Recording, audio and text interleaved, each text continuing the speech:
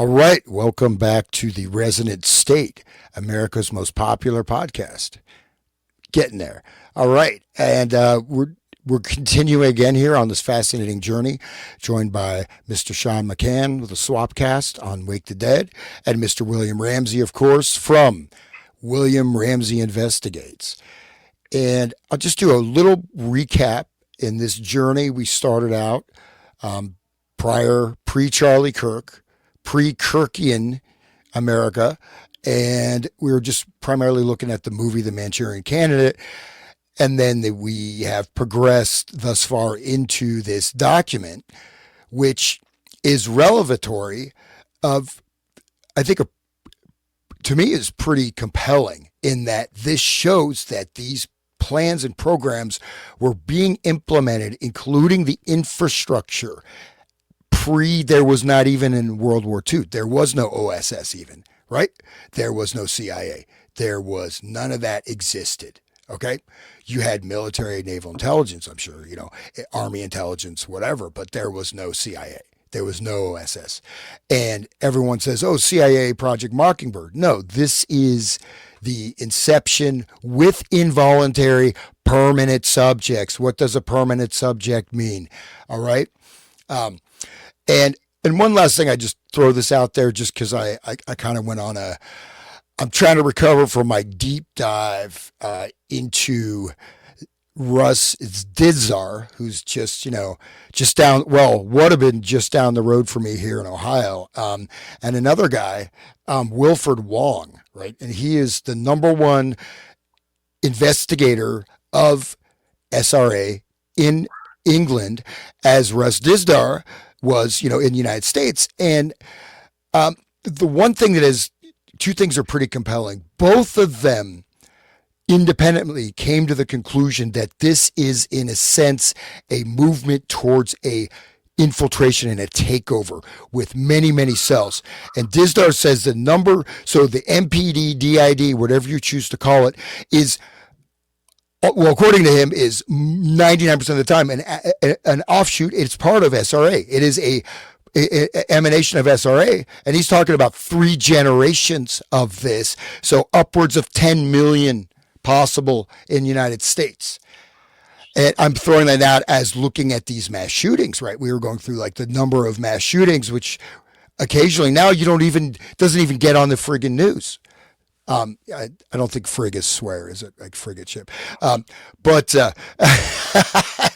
we are on YouTube though. So. I know. What a fine line. But anyways, these guys were, and you have to say that, Dizdar was very hardcore, like right in the real deal stuff. And the way he talks about this, here's the one thing is that you see that this stuff is completely out of the news, right? You don't hear about any of these except for, we talked about the Hosanna scandal, but basically there's, the police are trained not to bring up any ritualistic aspects. Do not mention it. Like, as Russ Dizdar says, Dahmer had a bone satanic shrine with a power cone made of human skulls. So, this has been an aspect in many, many of these cases.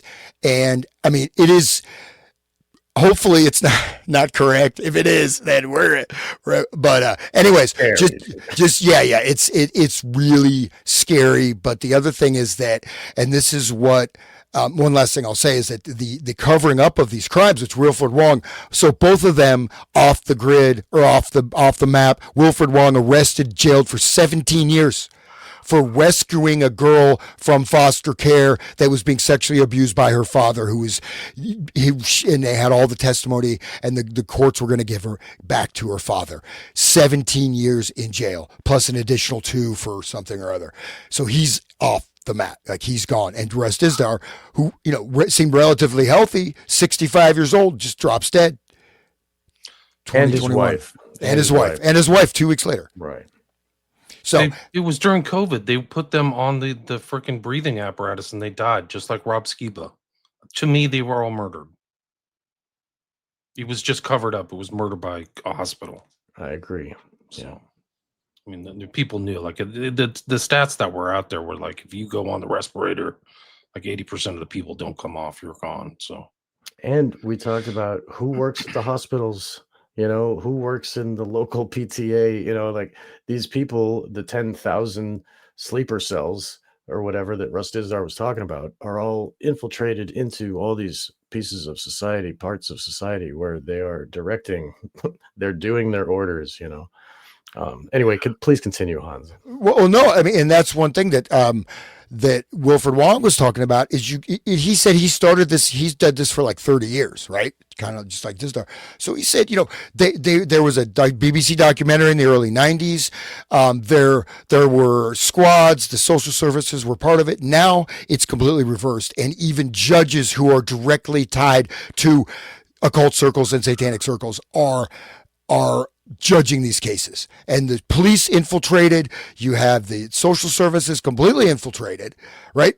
And one thing Dizdar talks about is these particular demonic summonings for invisibility, for darkness, for being hidden. And this is very, very common. Again, plus the level of infiltration, because they were doing something about this in the 90s and it was getting out there, right? At least to a certain extent. Now, you know what I mean? But why is that? And has it really gone down, or are we looking at it's just so interpenetrated that it's invisible? Very good question. Yeah. Yeah, well, why don't we know? Why is it satanic panic? Why did Gunderson, who was like around McMartin, where there's supposedly ritualistic sex abuse and animal sacrifices, say that Ken Lanning, in my opinion, other than Satanists Aleister Crowley, Anton LaVey, and Michael Aquino, Ken Lanning is probably the most effective and foremost speaker for the satanic movement in this country today or any time in the past. That's the naysayer from the FBI. It's a direct quote. I'm going to bring it up. Watch this. Look at this. This is from the Franklin's cover-up or whatever. And the finders disappeared. Like who swapped that, pushed that under the rug, you know? Like Friends of Animals. Things. Right. Yeah, right. Them too, right? The Scientologists down there, the best friends or whatever. But I mean, like these people are, it is penetrated all parts. Like where's the Jeffrey Epstein list? You know, like the highest part of government's like, oh yeah, that's fake news, guys. Don't look there. I mean, so really, like it's just more evidence. The more we see all this crap. Like, we talked about Eberly. If you remember, Sean, you were reading that from the intro to Program to Kill about these guys, you know, and Lanning and these guys are covering it up. McMartin case. All these guys. There's no such thing as satanic ritual abuse. It's all been proven fake. It's not. It's totally lying. Meanwhile, in Utah, they got these real cases, and you know, which actually didn't. The Utah case got disappeared too. The prosecutor quit all of a sudden, and then they don't have a prosecutor so they let the guy go. This what's his name? Starts with not Huerman, but I thought it was started with an H. But anyway, that guy was satanic ritual abuse perpetrator, you know, and sorry, we don't have anybody to prosecute him. Just let him go. Like, what the hell, dude? That's not justice at all. And it's obviously like built that way. The whole system is built for that, you know, like. Yeah. Well, you know, and then, you know, you have all these different cartels, and you have Guatemalans, Hondurans. And what I learned from Dizdar is that there's all these other kind of cultic voodoo type of religions that are also very powerful, some of which are more powerful than voodoo, right? And these are, I forget, like Palo Gris or whatever, and some other, you know, other ones. So all these different groups and circles have their own demonic type of summoning ritual spell. And then you tie that in with the SRA and also installing these types of energies into some of these multiple segments. So anyways, I'll leave that there. But yeah, it's just, who knows, man? But unfortunately, I mean, I wish we were living in the land, you know, everything was great, and, you know, milk and honey was flowing from the sky, and, you know, inflation, like I'm seeing like inflation. It's like, dude, it's like pretty soon I'm going to start eating I'm going to become a cardboarditarian because this food is so damn expensive. Right. Really. It's interesting because I just did a show with Rise to Liberty, and I mentioned one of these, you know, I've read so many West Memphis 3 files, satanic ritual abuse type stuff. Satanic occult crime, I guess is the way to put it. But there was one in the case files from it. The crime happened in May 1993. It was from January 93, where the guy diagnosed Eccles with amnesia and dissociative states. Like, this is incredible. And he doesn't remember when he started drinking blood. So he said during that time he was 18. He said he started when he was 10 or 11. So that means like he had amnesia for some reason or other. Like, and then you watch him and you're like, why are you in public? Like, how can you get away with it? Like, how can you manipulate all these people without this kind of like self-reference? And then I see Eccles in a different light now that I know all this stuff. Exactly. That's like really what foul. I Russ can was probably bring it saying, up. 90% of all MPD, DID is results of this type of grok breaking the clown type of treatment, you know. So, and what was Damien's dad all about? And what was that? What's going on there? And you know what I mean? Like, The mom never worked. Like, there's just so right. many things about them. Like, The and there was chemicals literally thing. there was a murder that happened the same year in '93 where they were out like at a bonfire in the middle of the night. Like, what the heck's going on? You know? Right. Like, why are you doing that? Like, it's crazy. Let me see if I can find this. I don't know. And if you read Crowley's, I mean, like if you read your book to learn about it, William, but you know, Crowley said the 8-year-old boy is the best sacrifice. You know what I mean? They got 3 of them right before Beltane on a full moon. And they submerge it in the water. You know, they eviscerate one of their penises. They got them bound, and I mean, it's like as occult as it gets, and everybody's like, "Where's the occult? What are you talking about? They're wearing black shirts. They like Metallica, right? Okay." Right, here's the individual progress. I mean, this is all kind of SRA overlap type stuff. Individual progress report, Damien Eccles, January 25th, 93. Focus of today's session spent talking with Damien about his feelings of death. He brought with him to session a poem he had written during the past week. Theme of this poem centered around death and power. This is in the court records. You can read this. Damien explained that he explained his power by drinking blood of others. He typically drinks the blood of a sexual partner or a ruling partner. This is achieved by budding or cutting. He states it makes him feel like a god. This is current themes of Satanism. Damien describes drinking blood giving more power and strength.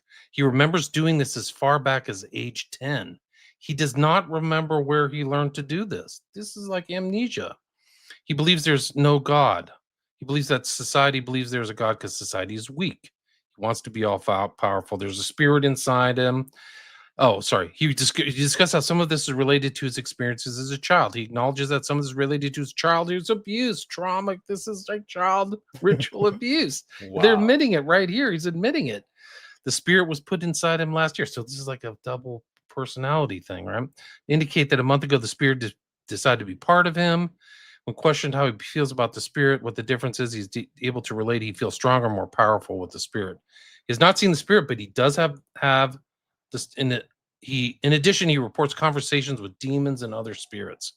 This is achieved through ritual. He denies that he's satanic, seeing himself more as being involved in demonology. Dude, thanks, Damien. Oh man, you're an intellectual. It becomes more noticeable today, and talking with Damien, that he has many things from childhood he simply does not remember. This is believed to be a dissociative response to trauma issues. Wow. He's a traumatic mind control guy.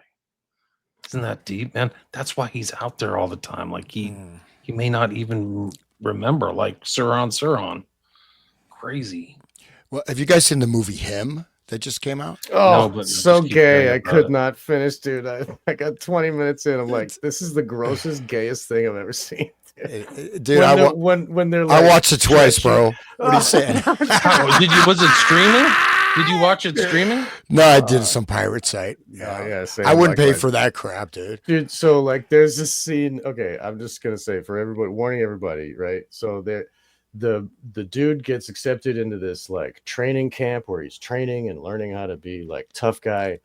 And if you're not watching, if you're just listening, it is a gay porno. Wow. I swear to God. Like they're like, and then there's like one of them's laying on the ground and he's got his knee up and the other one's got his knee and is like pushing on it and like doing this gyrating push. That was my favorite scene, dude. And then, but if you close your eyes and listen, one of them's like talking about how like, oh, do you even stretch? And the other one's like, oh, you're so big. And the other guy's like, oh, you're next. Like, dude, it's like a gangbang of like, It's sick. I'm Oh, sorry, you guys. so I you're couldn't too watch homophobic. it. I couldn't take it seriously. You homophobe. You homophobe. You phobe. We got a phobe. We I'm got afraid. Yeah. I'm so afraid. I was doing a. I I was doing a show the other day because I'm playing sitar, and I said, "Oh, my butt hurts. It hurts because I'm sitting." But he's like, "Oh, why are you telling me that?" I mean, I have these. I don't know why. It's like the sitar like attracts gay men. I remember I'm holding it. This guy came up like on his roller Big skates. phallus. He's like, "Hey, that's so big. It must be really hard to play." Oh, are you stretching it? But anyways, back to the movie. Sorry, here's this guy. Sorry, Somebody guys. comment was Kiska. Sorry, Yes, on guys. Wong. I saw Atwood's cowardice when Wong was arrested and imprisoned. He acted like Wong never existed. Such a compassionate man. I've watched everything I can with Wong. Yeah. So. No, he was a real hero, and he really completely just. And the thing was, he was so clear, right? He was just absolutely, fearless and so compassionate, and so and that's an insane prison sentence. Even if you did take the kid from, they got these Somalian rapes like 20 people. Oh, one, slap on the wrist, go back out and do it again. They let people go for serious violent crimes, and this guy's 17 years, no one was injured. Now, supposedly he did hold a knife to the social worker's neck, but then who knows if that happened or not. But 17 years, dude. Do you remember the Franklin scandal? How the one girl who didn't recant was like sent to jail indefinitely until she recanted. Like, what? That's right. What? How are you going to get truth if that's how it's happening in the courts? They're in on it. That's the power, baby. That's it. Yeah, but so anyways, the movie Him, it doesn't really have a plot, but basically the guy is a up and coming football player, ends up, gets his head injury by this guy wearing a weird demon mask, and then turns out that he dressed as Sir Nunos, basically. Yep, exactly. So anyways, when he gets with this guy, he's staying in this guy's huge compound. The guy's wife is out of town, whatever.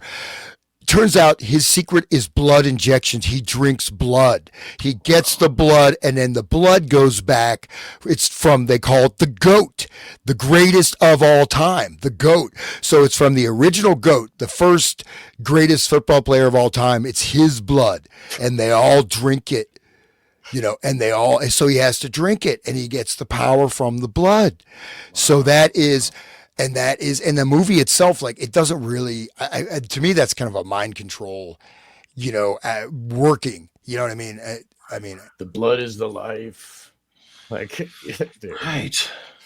That's pretty sick.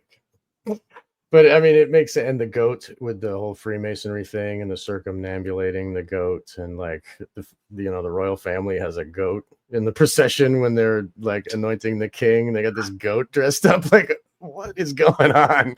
And they got the picture of the prince, and he's like holding the goat, and he's like holding the rear foot of the goat up. He's like, look at this foot. Why is Prince, whatever the hell is, the bald one that's not the one that's actually the son of Charles. Why is he holding up a foot of a goat? Why do they have the guy dressed as Sir Nunos? Like, why is it trauma? Why do they got to traumatize the guy? Like, there's a lot to it. I just couldn't take all the gay stuff. I was sitting there with my wife. We just couldn't get through it. But I knew they were trying to push some culture. I tried, guys. I tried. Is it in the theaters or is it streaming on Netflix? Where is it? It's probably streaming. I don't know. Okay. I pirated it myself too. It's kind of flopped, I guess, at the box office. It deserves to flop, dude. It's anyway. We know. The other Peele movies, they make you think. Jordan Peele's, like, when he directs it, it's like something. Oh, you actually are like using your brain. With this, it was like zoom right in.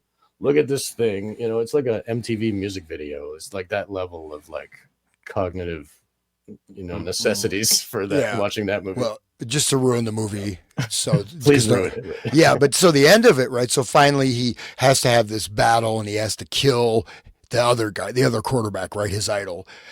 He goes out to this open courtyard, and then there's this big pentagram, and then there's a book of blood he has to sign, and then all the team owners, whoever they are, and all the media people, they're all wearing different animal masks, right? Right there, of course. Yeah, and then there. but then what he does is he takes a sword and kills everybody.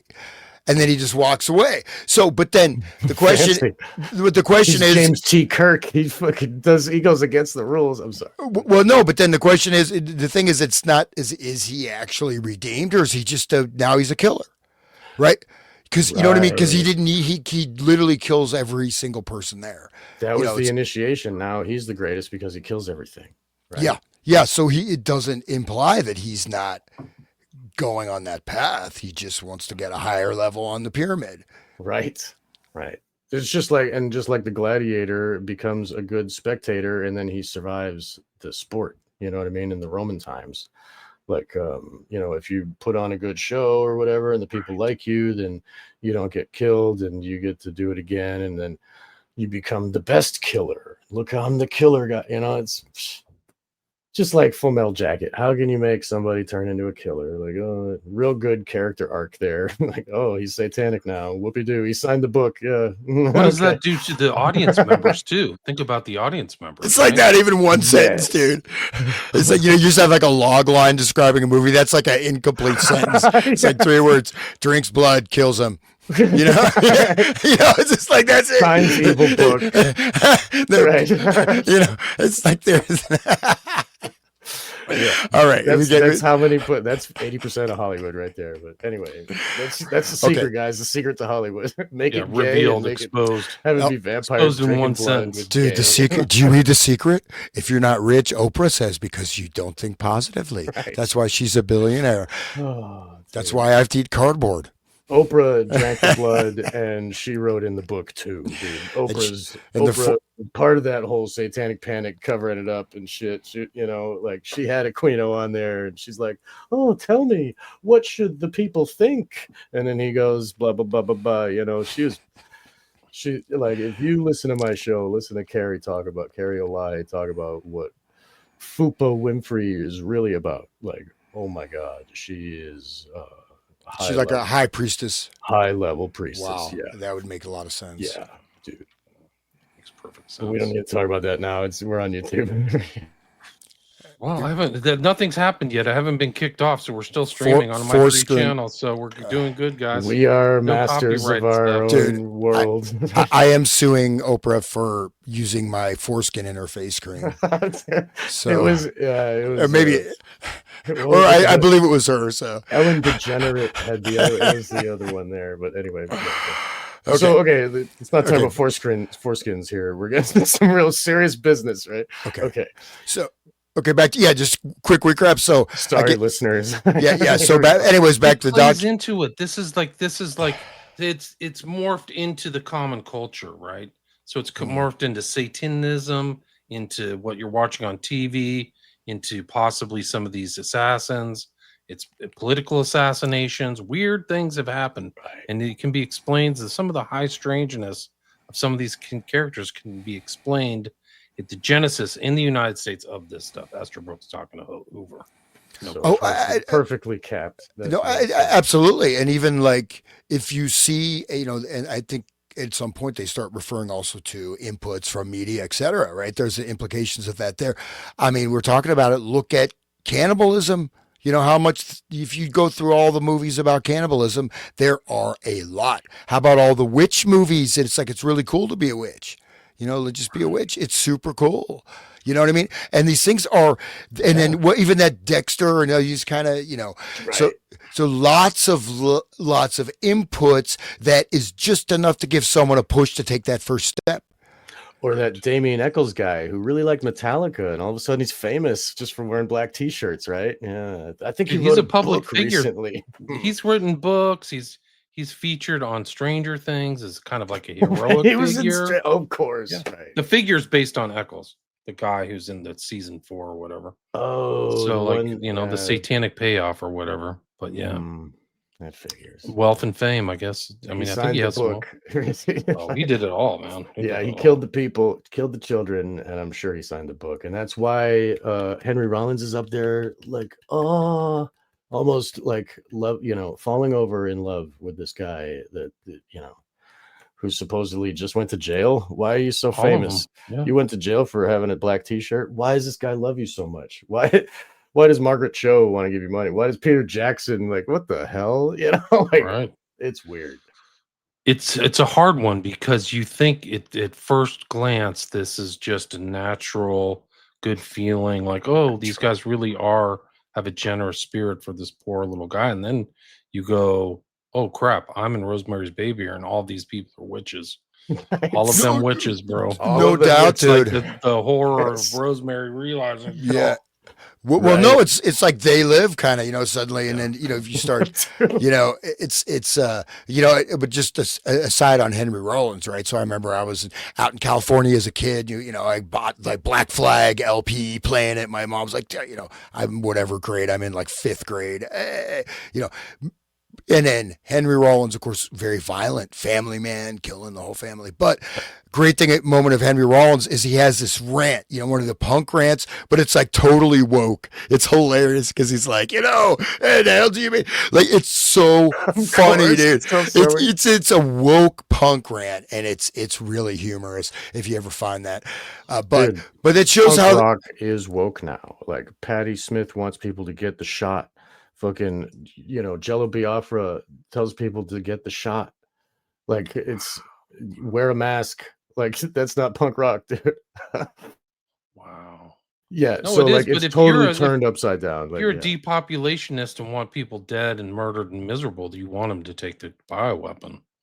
Like watching Trump just promote that guy Borla or whatever, just blow your mind. Like, whoa, Right. that's it. The pig taint Borla. Okay, that's how he got his job. Was Bro, he has his studying doctorate pig in like taint. in it's like Veterinary animal yeah. husbandry or something. Right.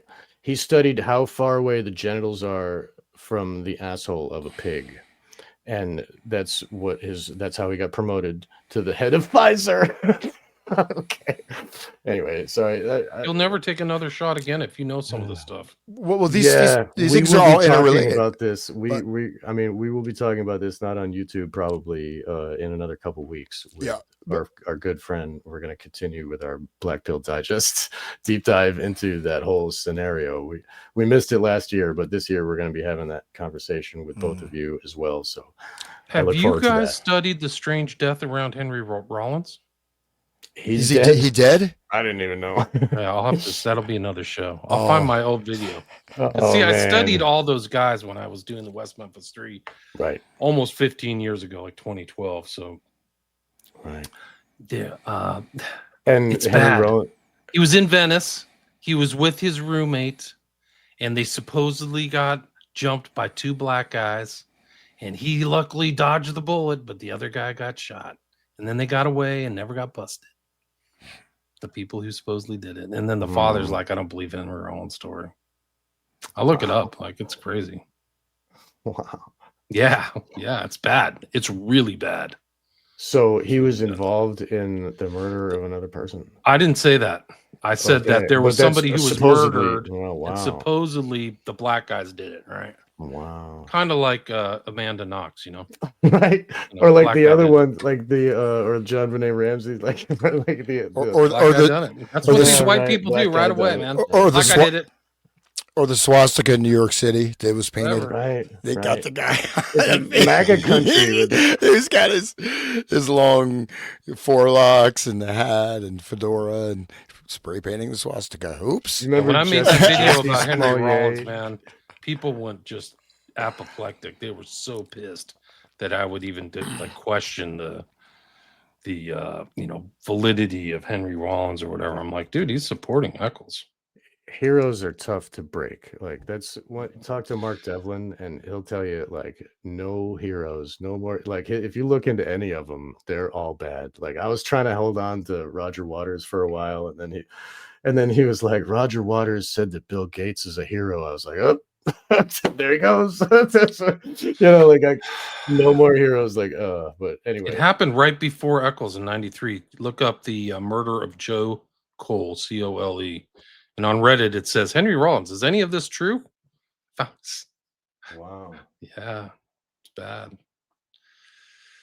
So that's that makes sense. And if you we talked I spoke with Brett about these tapes pin Albert uh he's like a Hollywood guy who like grew up with all these Hollywood types, and he was talking about how Alec Baldwin helped like cover up Oh yeah, no, I remember that show. Alberto some else. Oh man. And Dude, there's the when you darkest hear stories it's in Hollywood. Hollywood, It's so dark, everybody has to murder somebody to like it's so like part dark, of the, yeah, really. so Yeah. dark. When he like supposedly shot that woman on Rust or whatever, one of the most interesting things to watch about Baldwin is watch the interview he did with Stephanopoulos, where it's like a political cover up. Like it's amazing, like the skill of in my opinion, in the propaganda of what he's doing for Baldwin. Like they made it go away, dude. He didn't. Yeah, and then he tried to sue the people who were putting him on trial. He was like, "How dare you?" Yeah, art of the personal story. Rick Rubin was with Henry Rollins at the apartment the day before, the same day his roommate got shot. Where Henry Rollins said it was kind of his fault for having a fancy car. Weird. Rubin is super processed church.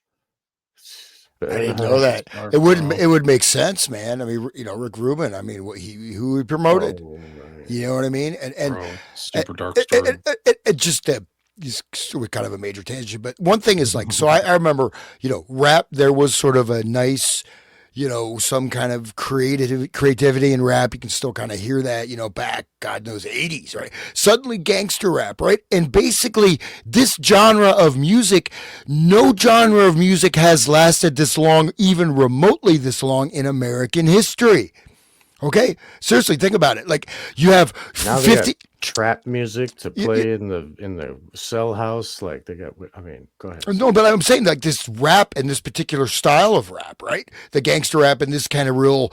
It's branched out. I was saying it more. Oh yeah. But I mean, it's branched out, but still that style, right? I mean, you've got think about 50s rock, right? So when that was current, yeah, I mean, people still like to listen to Elvis or whatever, but as a living genre, that lasted what 4 or 5 years. Even psychedelic rock, this was current. Now people can retread, but it's not. You know what I mean? There's certain things, styles will come and go. Disco, even funk. I play funk, but then funk had its heyday at a certain period. But this particular thing has just subsumed almost all of music for like 30 years, man. With only de-evolution, like straight up de-evolution, man. And if you look at the state of it now, you got Lil Nas X. We were talking about that with the Cleapot stuff. I mean, how they've devolved it into, selling 666 shoes with human blood in it. Like, why you got to do that to be famous? Like, you know what I'm saying? It's really what the. Anyway, and then and P Diddy gets away with it, like his whole rap scene, like that whole thing, like. Why does he get like that's fine. You let him go. It's fine. Just Epstein. Oh, he's dead. So got to be careful or whatever Bill Gates said. Like, oh, he's dead. Got to be careful. Like, what is that trying to? What the higher order is watching, and if you do it wrong, you'll be dead too. Is that what Bill Gates is trying to say? Like, you better not ask those questions. Right, the type of control that they have, like those of us that aren't Grok the clown, we have to be like they have to intimidate us, and they make examples and stuff. That's why Wong got 17 years to scare all of us into submission and like give all of us the learned helplessness that there is no justice, and we have to just let our children be fed to this evil. I mean, it's all learned helplessness. The same thing. It's trauma to the public of all of us when we see the injustice, and we hear of these stories. Look what they did to Julian Assange, trumped up charges, 2 so-called rape cases, which weren't rape. They're voluntary. I think they set him up with a honey trap, and then the girls kind of he didn't use a rub or something, and then they misled the public saying he raped them. It's like, no, this is consensual stuff, man. They went home. They went back to their place. So like he went back to the woman's place. Like the guy was a minor celebrity, so he was like, right. And what did reaping he the do? benefits of a man who likes women, whatever you want to call it. But like he was not Cis male. Ugh. yeah, he wasn't married. So Right. like he's free to do what he chooses, right? And there's no shame they in just that. turn that, and it's all a bunch of rapists that are trying to do it to it. They rape all mind children, control, you know, bro. like, All oh mind man, control. yeah, dude. Well, no, then you got like the Me Too movement, but I mean, you look at like, I mean, you know, Diddy was like, he was Diddying it up, man. You know, he was corrupting people, his freak offs. I mean, absolutely debasing people, dehumanizing, you know, really disgusting. Humiliating, Yeah, disgusting stuff, orgiastic stuff, da, da, da. And then what, he's drinking beer in his minimum security jail. He's probably going out golfing with Bill Gates. Hi, Right. P. Diddy. Let's go golf. You got some good. Let's do some crack. Good thing you're not dead like the other guy, huh? Well, there's strange deaths. His wife, didn't his ex-wife say that he got her or something like that? He poisoned her or something. Wow. Oh, right. His first wife. Yeah, she died of this weird pneumonia that happens when you get aspirated baby oil in your lungs. Interesting. And baby oil is the implement of, you know, so like baby oil is, and also there was Brittany Murphy died the same way, and all these other celebrities, all of a sudden it's like, whoa, that's weird. What? And it's just anyway. But he was like drugging the baby oil, right? I think he was drugging the alcohol, and he was giving alcohol to underage girls with the drugs in it, and he had those labeled as separate so the dudes wouldn't like mix up the alcohol and get dosed themselves. But yeah, but he would have these huge amounts of baby oil. I don't know if he dosed the baby oil, but he drowned people in it. Like they died because the large amounts of baby oil that went into their lungs. And how did that happen? Were they raped in the mouth? Like, I mean, this is really sick podcast, you guys. I'm sorry. Dude, these blackmailing, all these people, famous people were there doing all kinds of crazy stuff. They had also, the interesting thing about that is they had parties within parties. So like you get into the party, right? That would be a victory. But then if you were in the party, you could be brought into an even more secretive chamber within the party.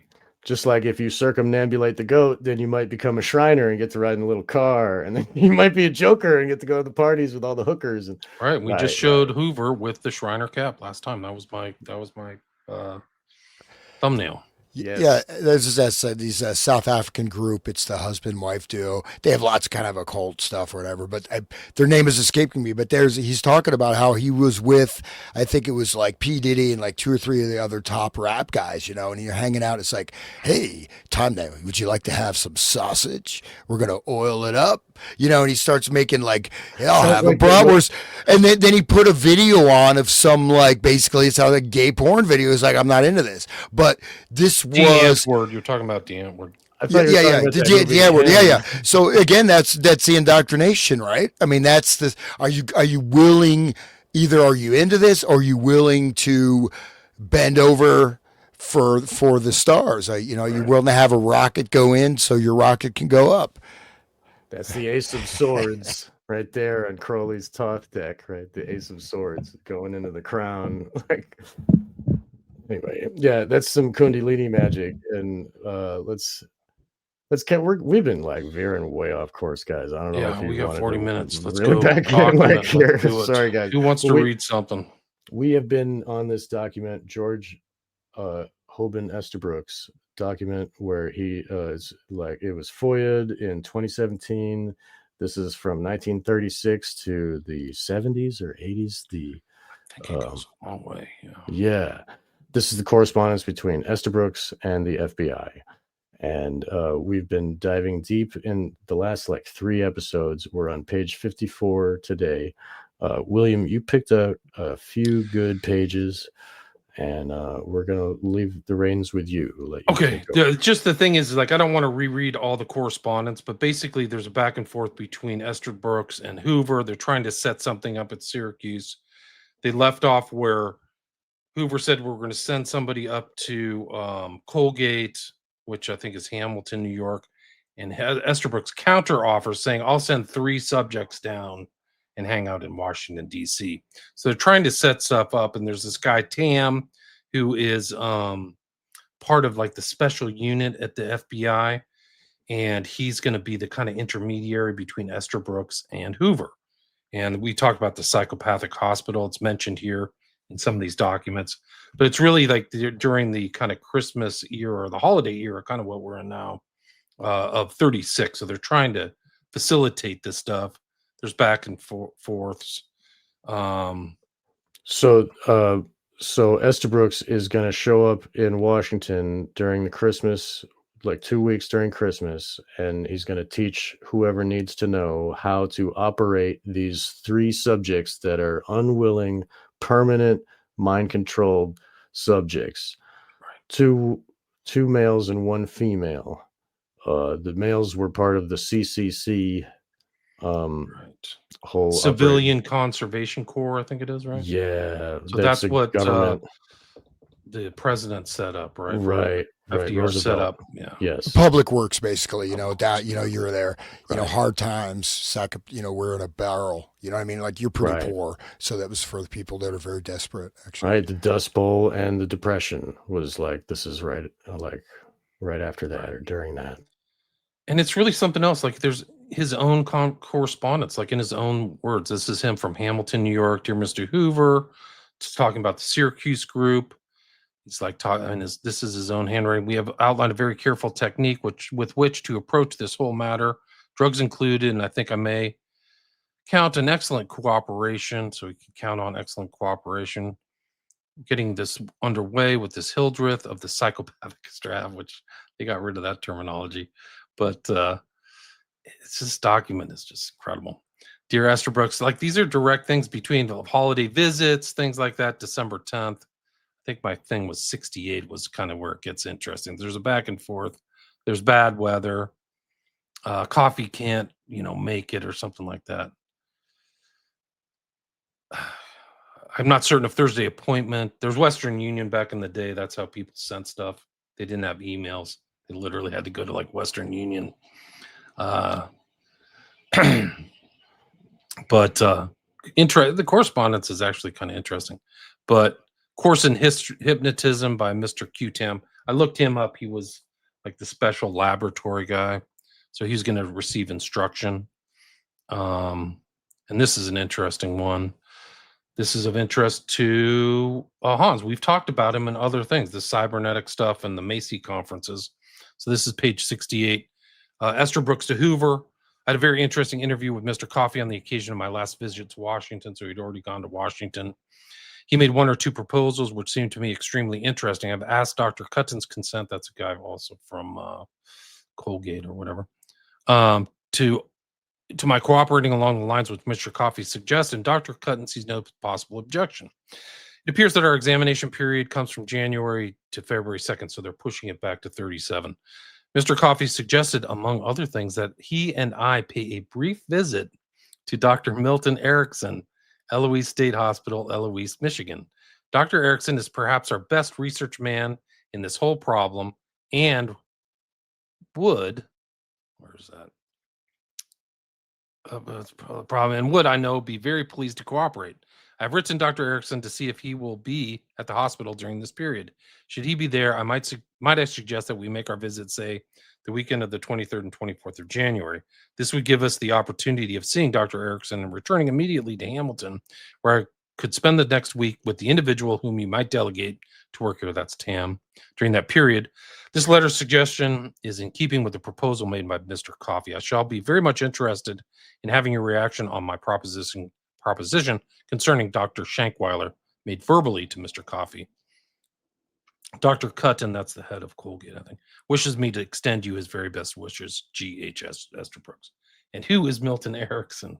Yeah, and so Milton Erickson is really, really a seminal figure that cuts across the decades, right? So he was the primary Bandler and Grinder, right?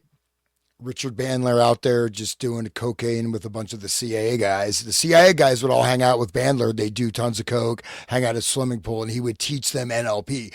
But the two primary influences and the potentially the progenitor, right, of the whole NLP movement was actually Bateson, but the main technical research person was Erickson. It was based mostly 80% off Ericksonian hypnosis techniques.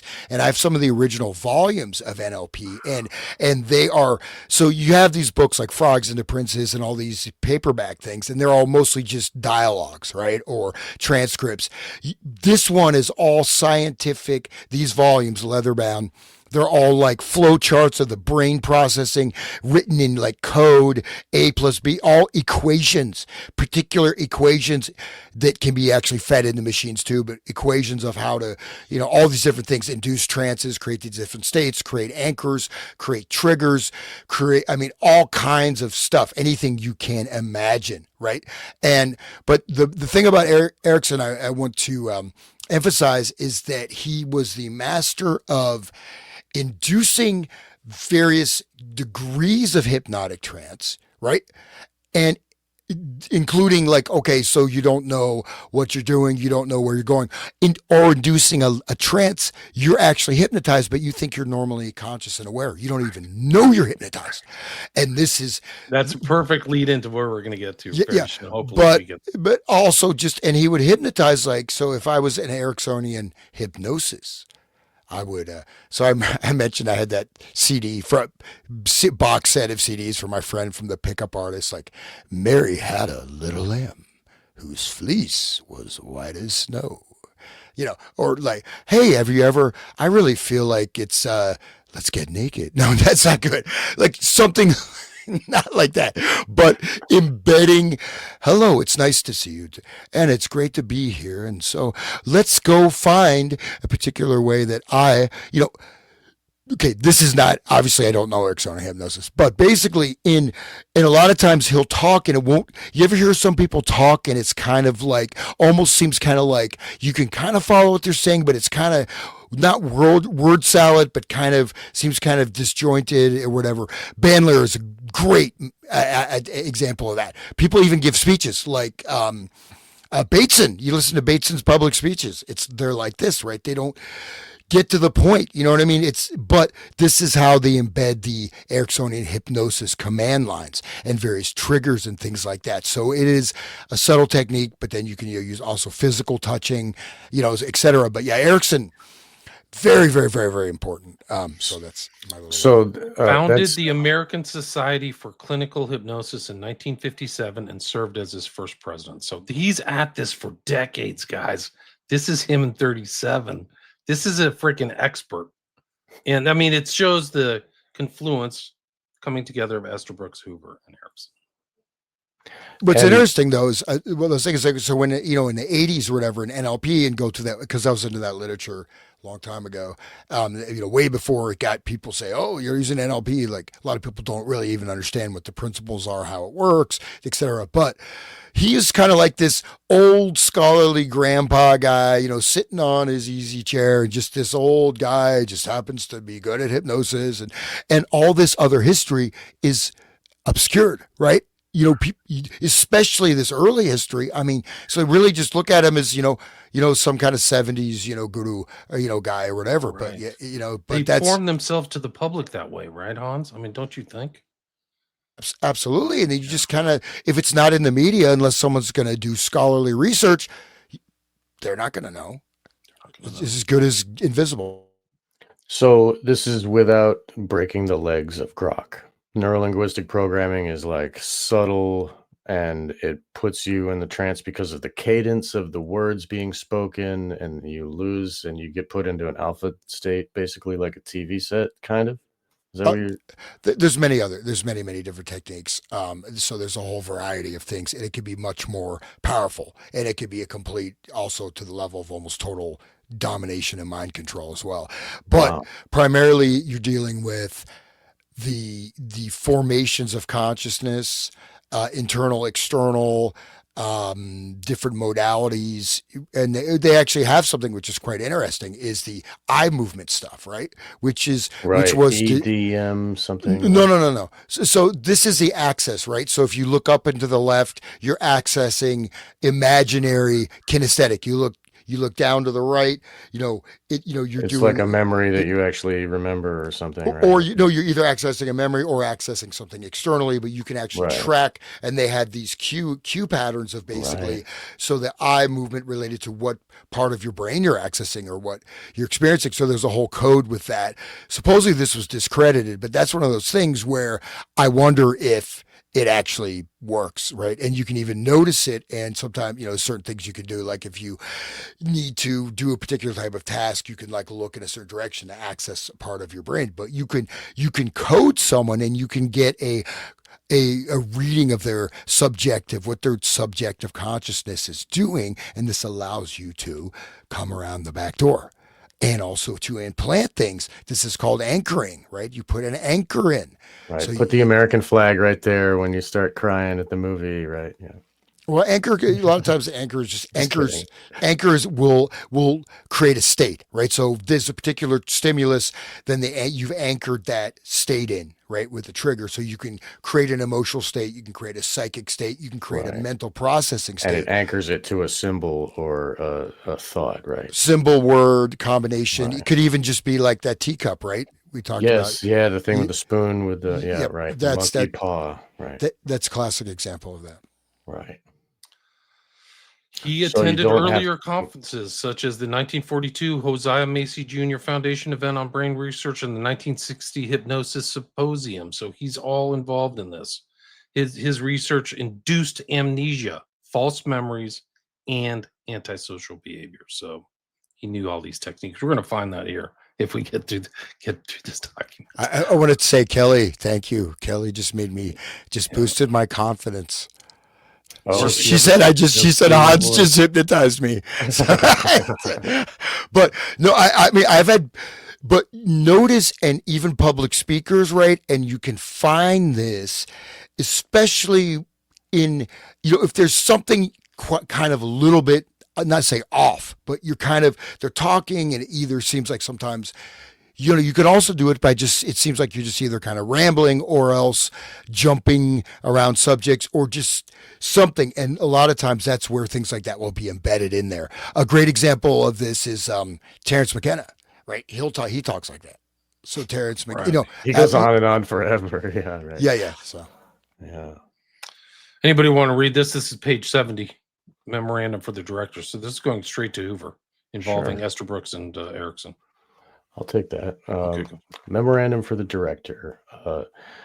The Executives Conference on January 7th, 1937. Messrs.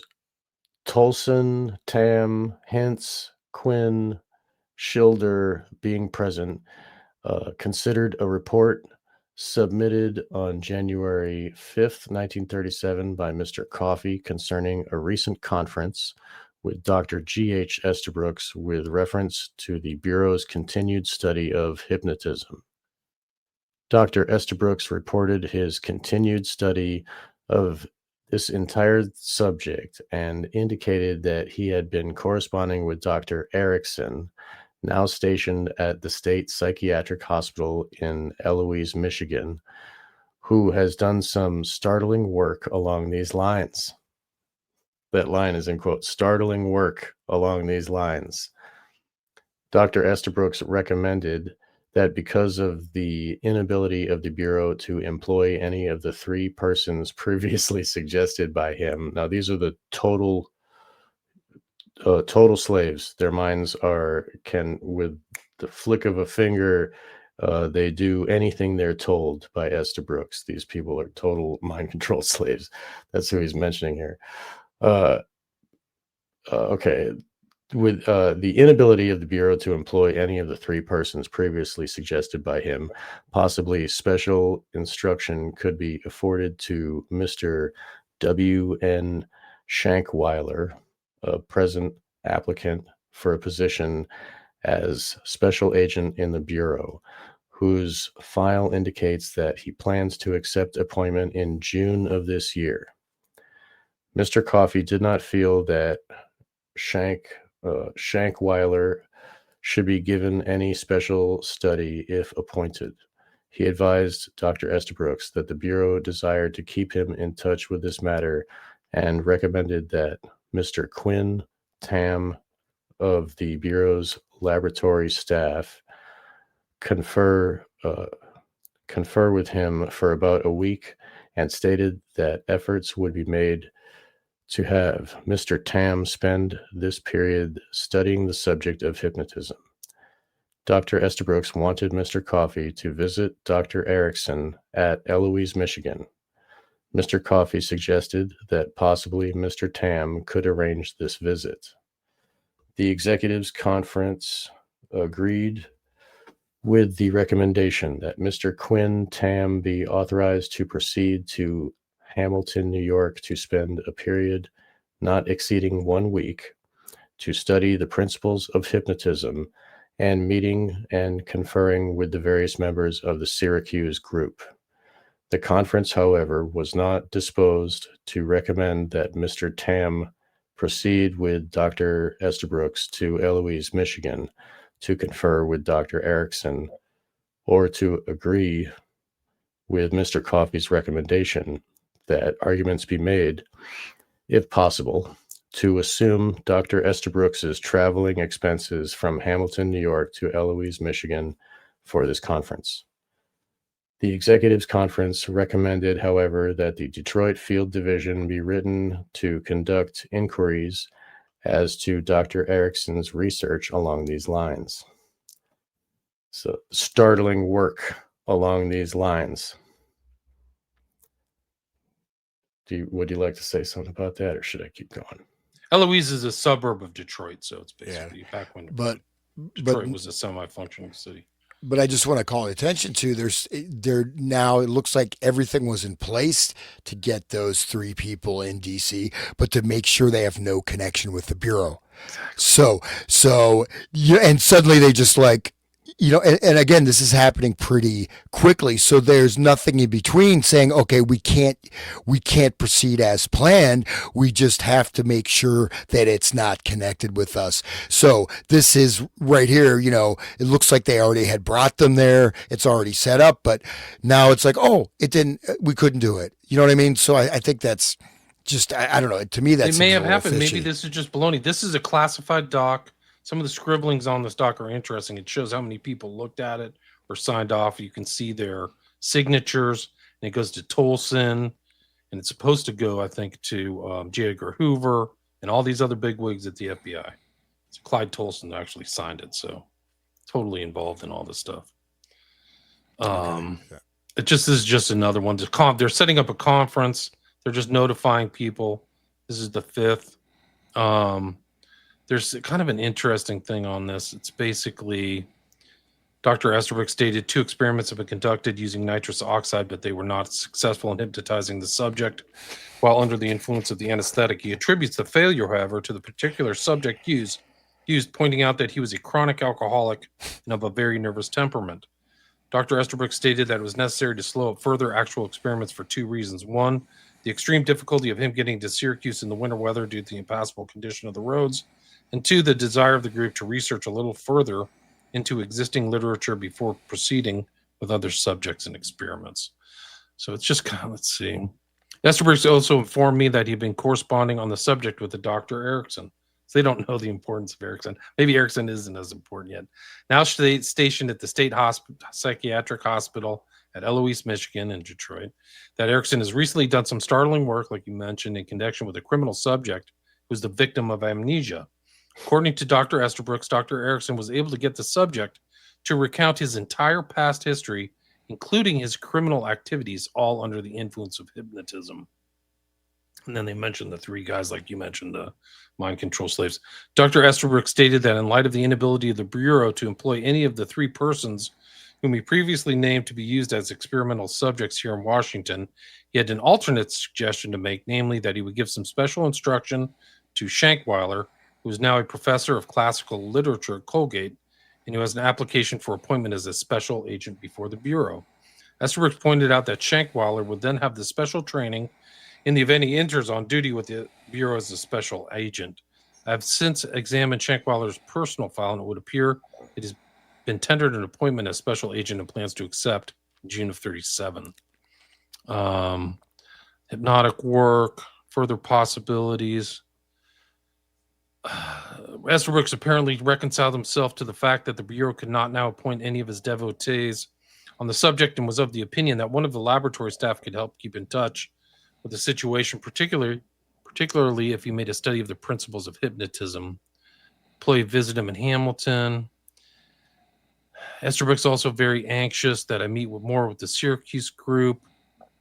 Now, this is kind of just correspondence. They're trying to figure everything out, going back and forth. But I think the next one was 76. But this is all really important. Like they're just corresponding, like familiarizing themselves with each other, Hoover and Estabrooks. But I think the next one was 76. It says, in connection with the Bureau's study of various methods for the detection of deception, it has been reported to the Bureau that Dr. Erickson, now stationed at the Psychiatry Hospital, Eloise, Michigan, has recently made some extensive studies and experiments in the field of hypnotism. According to the information given to the Bureau by Estabrooks of Colgate, Dr. Erickson was able to cause a victim of amnesia to recount his entire past history, including his criminal activities, all under the influence of hypnotism. I mentioned that, so it's pretty interesting. So these guys are going back and forth. They're trying to get to Utica. There's bad weather. And I think the next one was 81, I think is where it starts. I think this is summer vacation, psychological tests, serious regards, Estabrooks to Hoover. I think the next one is really 85. So just more correspondence. They're trying to get together. Yeah, this is it. Anybody want to read this? This is like the Russian hypnotized at trial. This is 37, guys. This should be you. You should read this, Hans. Can you read that? Yeah, let me make sure I'm on the right. Okay, this is 85. Yep. Okay. So this is a for those listening on the radio. This is a copy of a newspaper clipping. So here this is okay. 17 Russians hypnotized at trial. Charge. London, January 27th. UP. Mass hypnotism, a mysterious truth drug, and an epidemic of mass confession were advanced by newspapers today in their efforts to explain the statements of 17 men on trial for treason in Moscow. A Warsaw correspondent of the anti-communist Daily Mail described in detail the alleged mass hypnotism of subjects. They were put in a big, brightly lighted room, forbidden to talk for a few minutes, then confronted by a hypnotist and assistants. The hypnotist, the correspondent said, faced the subjects while attendants turned off lights except for spotlights at which the subjects gazed, and then a monotonous speech sent them into a trance. The Daily Express and Morning Post, also anti-communist, inclined to the truth drug idea, but a post-medical correspondence recalled, as a simpler explanation, the occasional epidemics of confession in schools and institutions after religious meetings. Right. So these reports are being bandied about. Pretty interesting. So they're blind. They're putting a spotlight in their eyes like a deer that's on the highway, and like a car's coming out.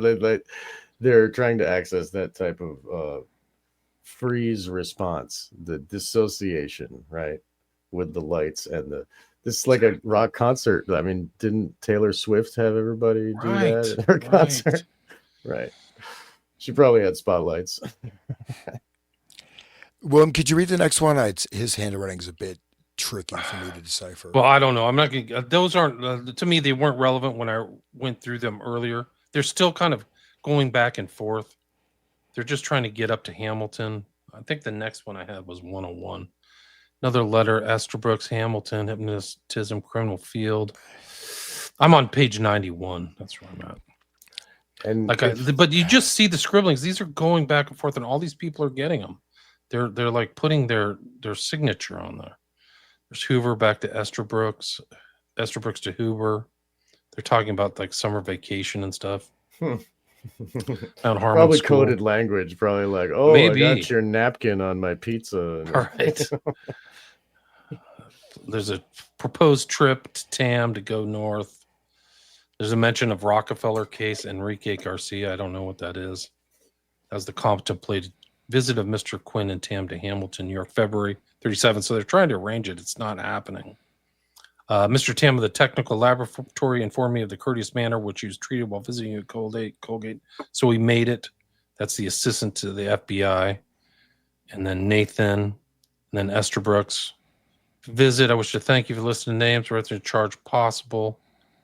And then Estabrooks sends something back. I promised him the names, initials of several gentlemen if he wished. These are Reifenstein, Hildreth, Dooley. I'm not familiar with some of these names. They don't look familiar to me. But he's also looking for a job. And then this memorandum of Nathan, if anybody wants to read this, this is interesting. It's page 101. Does anybody want to read that? Any volunteers? I can't hear you, Sean. Go ahead, Sean. Sorry. Yeah. Okay. I'm sorry. I'll take over. What were you saying? 105?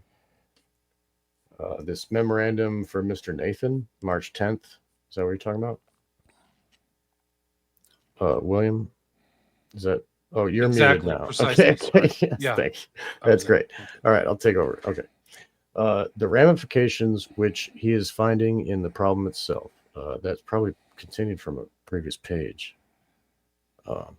Okay. Can you see what's on the screen? It's a 101. It says memorandum from Mr. Nathan. I'll get it. Here, I was on 105. Here we go. Memorandum from Mr. Nathan, March 10th, 1937. Yeah, the following is a report of the visit of Mr. Q. Tam to the laboratory with Dr. G.H. Estabrooks of Colgate University, at which time Dr. Estabrooks demonstrated to Mr. Tam the various phenomena connected with hypnotism. Sorry, I had the heater on. I'll turn it off. During the first evening of the visit at Colgate University, Dr. Estabrooks demonstrated his technique using two presidical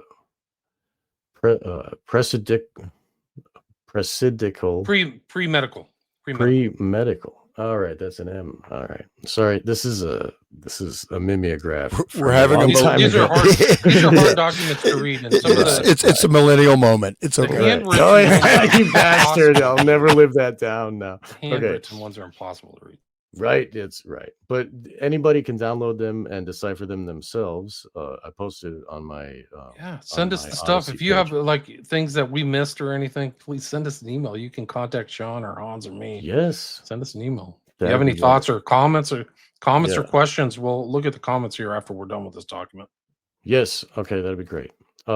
So two pre-medical students from whom he had picked from a group of 10 students as being possible hypnotic subjects. Mr. Tam was informed that Dr. Estabrooks had never worked with these two students before. During the process of the demonstration, Dr. Estabrooks was successful in immediately inducing a deep state of somnambulism simply by the suggestion that the student relax and go to sleep. Just a suggestion. No prior. He didn't work with them before either, right? Wow. He'd never worked with these two students before.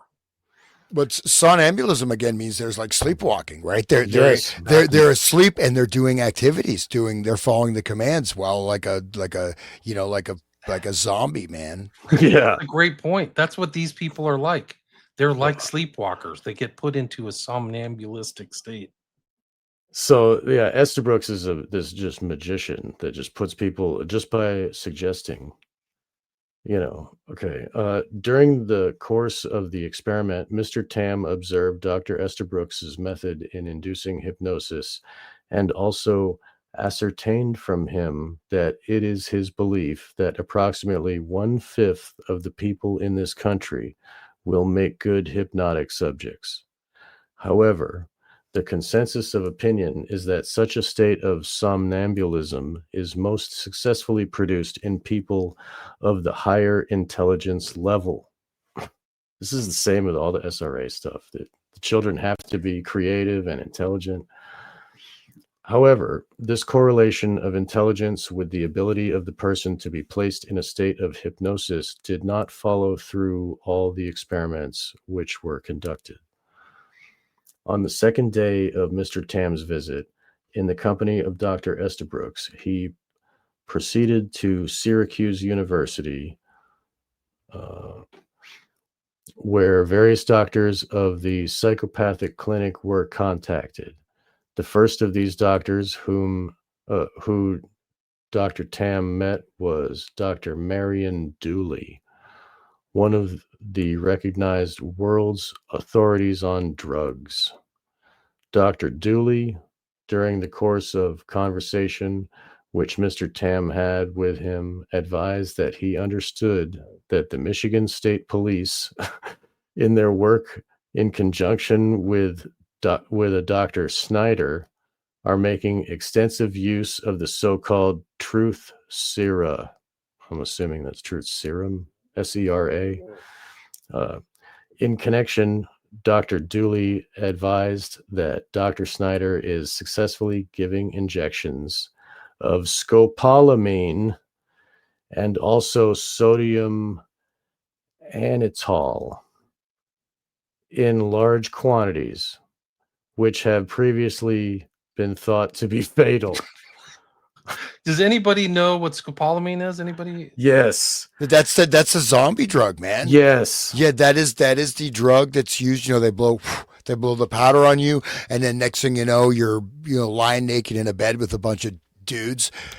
Or you can watch videos online of dudes who've been rolled in Colombia by prostitutes who they've applied. It's called devil's breath or something like that. It's scopolamine. So this is like scopolamine is like when it's manufactured in a lab or something like that. But it's They're doing it to this day. It comes from the flower of the tree. It's like a natural, but it takes away your will. It makes you have no will. Just like what Dahmer was trying to do to his victims. He wanted to like burn their brain with acid and shit, so they would just be a zombie. That's what he wanted. He actually drew zombie. He drilled holes in their brain and poured acid in. Right. Yeah, which is Dude, incredible to stuff. make a somnambulist. Like that. He just didn't know these techniques. Best movies of the German. Luckily, he didn't know these techniques. Here's the thing: reread that sentence again. In connection with Dr. Dooley, advised that Dr. Snyder is successfully giving injections of scopolamine and also sodium amytal in large quantities, which have previously been thought to be fatal. They're succeeding. This is a success. In 1937, guys, we're way before MK Ultra. And had to have some of this information. And the thing is, I mean, they're doing stuff that, this is not like gentle experimentation, man. This is like, let's see how much we can give. Oh, his heart's used still to beating. think this was fatal. Here you go. Let's just, and it is. So, and where do they get the in a scientific environment, right? Scientific. The psychopathic clinic. Who's the psychopath, right? Yeah. Is it the doctors or the freaking patients? Yeah. Well, but sodium amytal, it is, it's a very powerful barbiturate, right? It's a central nervous system depressant. Right. And a lot of this stuff, right? A lot of this sort of you could say the hypnotized, transformed world we live in is because of when you have everything with your parasympathetic sympathetic nervous system, the central nervous system can control, right? That becomes a controller where you're just literally on the surface of your life and your central nervous system is moving. So in a sense, this is and it also affects brain hemispheres, right? So sodium amytal mixed with scopolamine, man, that is a hard. I mean, this is a very hardcore drug, man. You know what I mean? This is not sodium pentothal, right? So amytal was the Eli Lilly. I guess it's not available anymore. If anybody has any, Probably because I'd it's like fatal. I'd like to try it. No, I'm just kidding. Yeah, right. Yeah, let's try that. Split your hemispheres. No. You know, but I mean, it can And be. previously thought to be fatal. That's Right. But I mean, what doesn't right. That's the whole thing. People have to understand how important classification is to a functioning liberal society based upon freedom and liberty. None of this stuff was ever publicized until 2017. The guy Black Bolt found it. So Greenwald or whatever. So this is like incredible what they're doing, but the public never. Historians probably didn't know this. I would like to find a historian who actually has this information in their books about. There's no books about Estabrooks. There's his books, but there's very little about Estabrooks outside of McGowan or some of these other characters. Maybe it's in Operation Mind Control or the Search for the Manchurian Candidate. But Boer, like, yeah. I don't even think this. I've read Operation Mind Control. This information isn't in there.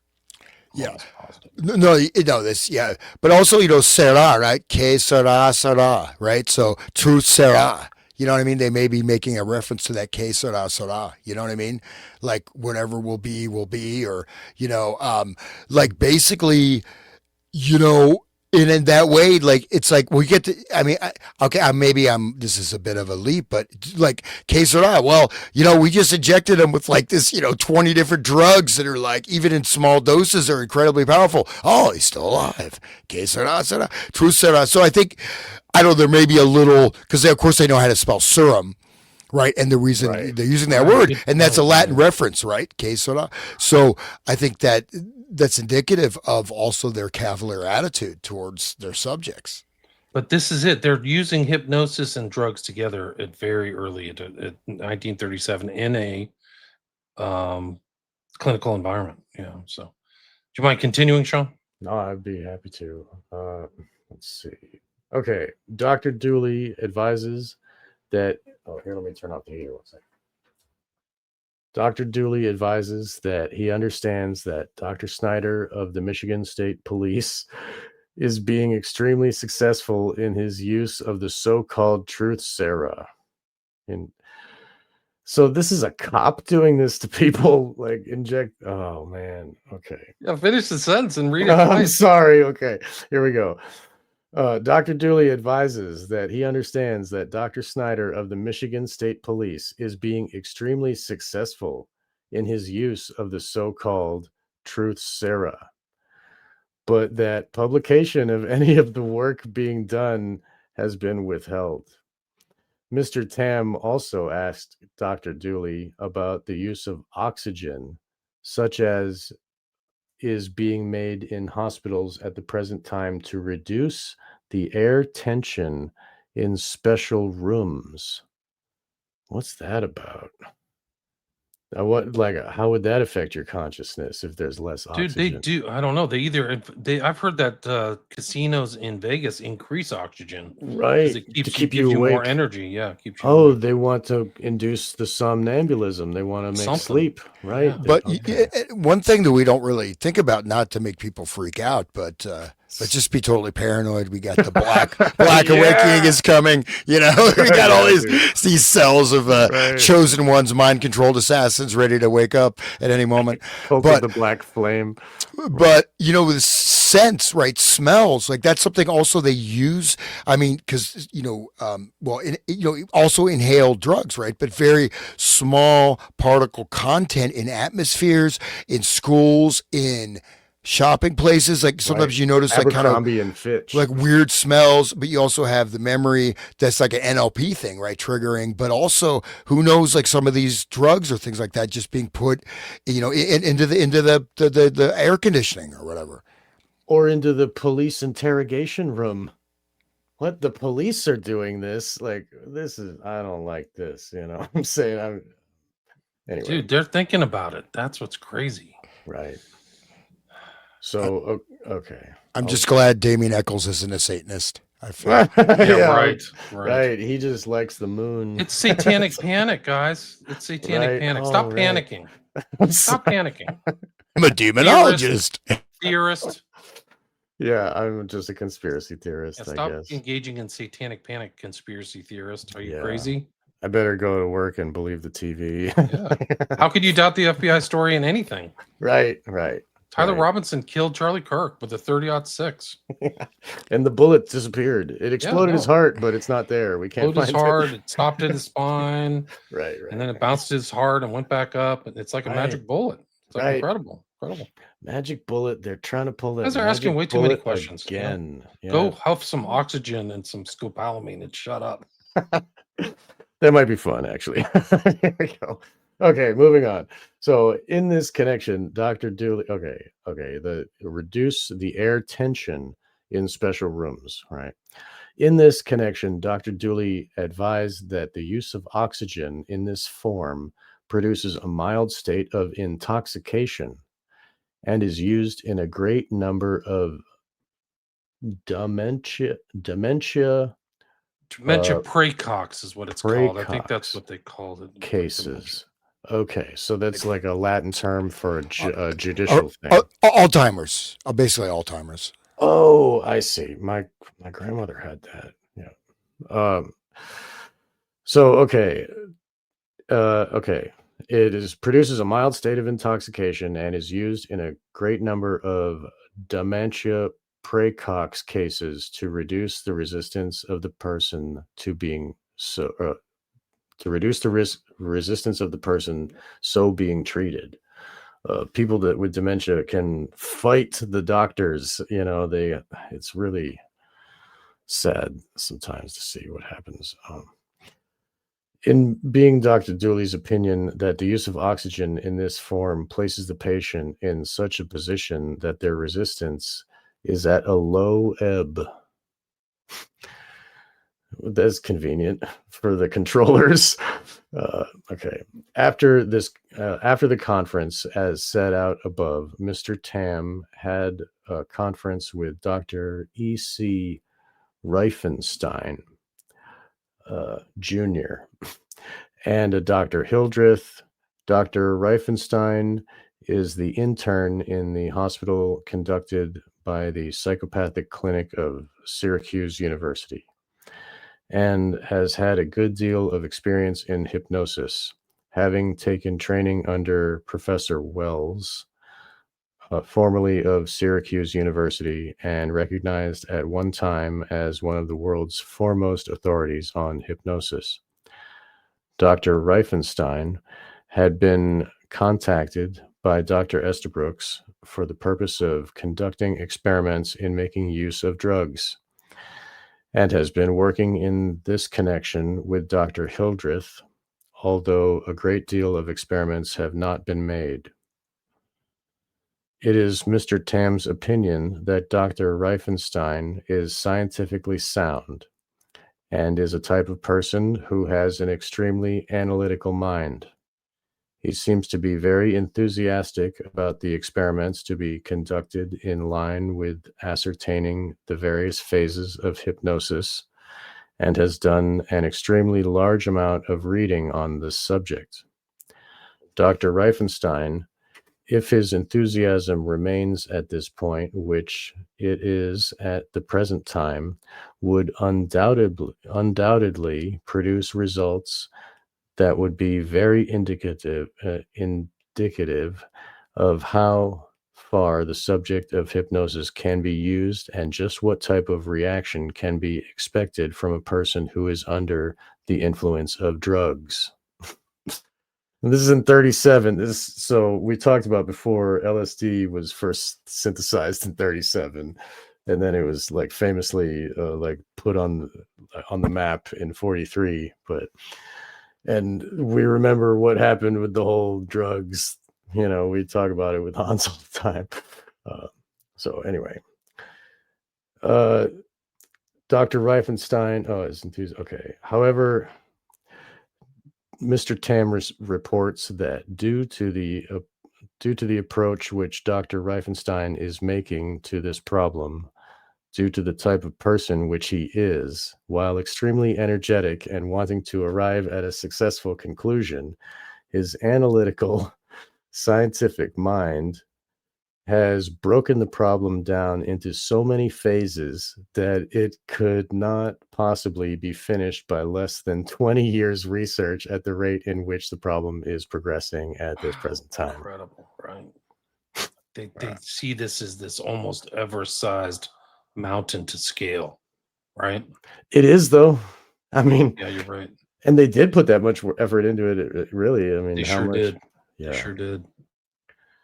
Mr. Tam attempted to point this out to Dr. Reifenstein and endeavored to suggest to him some shortcuts which could be taken to definitely ascertain as quickly as possible whether the injection intravenously of certain types of drugs would place a person in a condition in which they were more susceptible to hypnosis.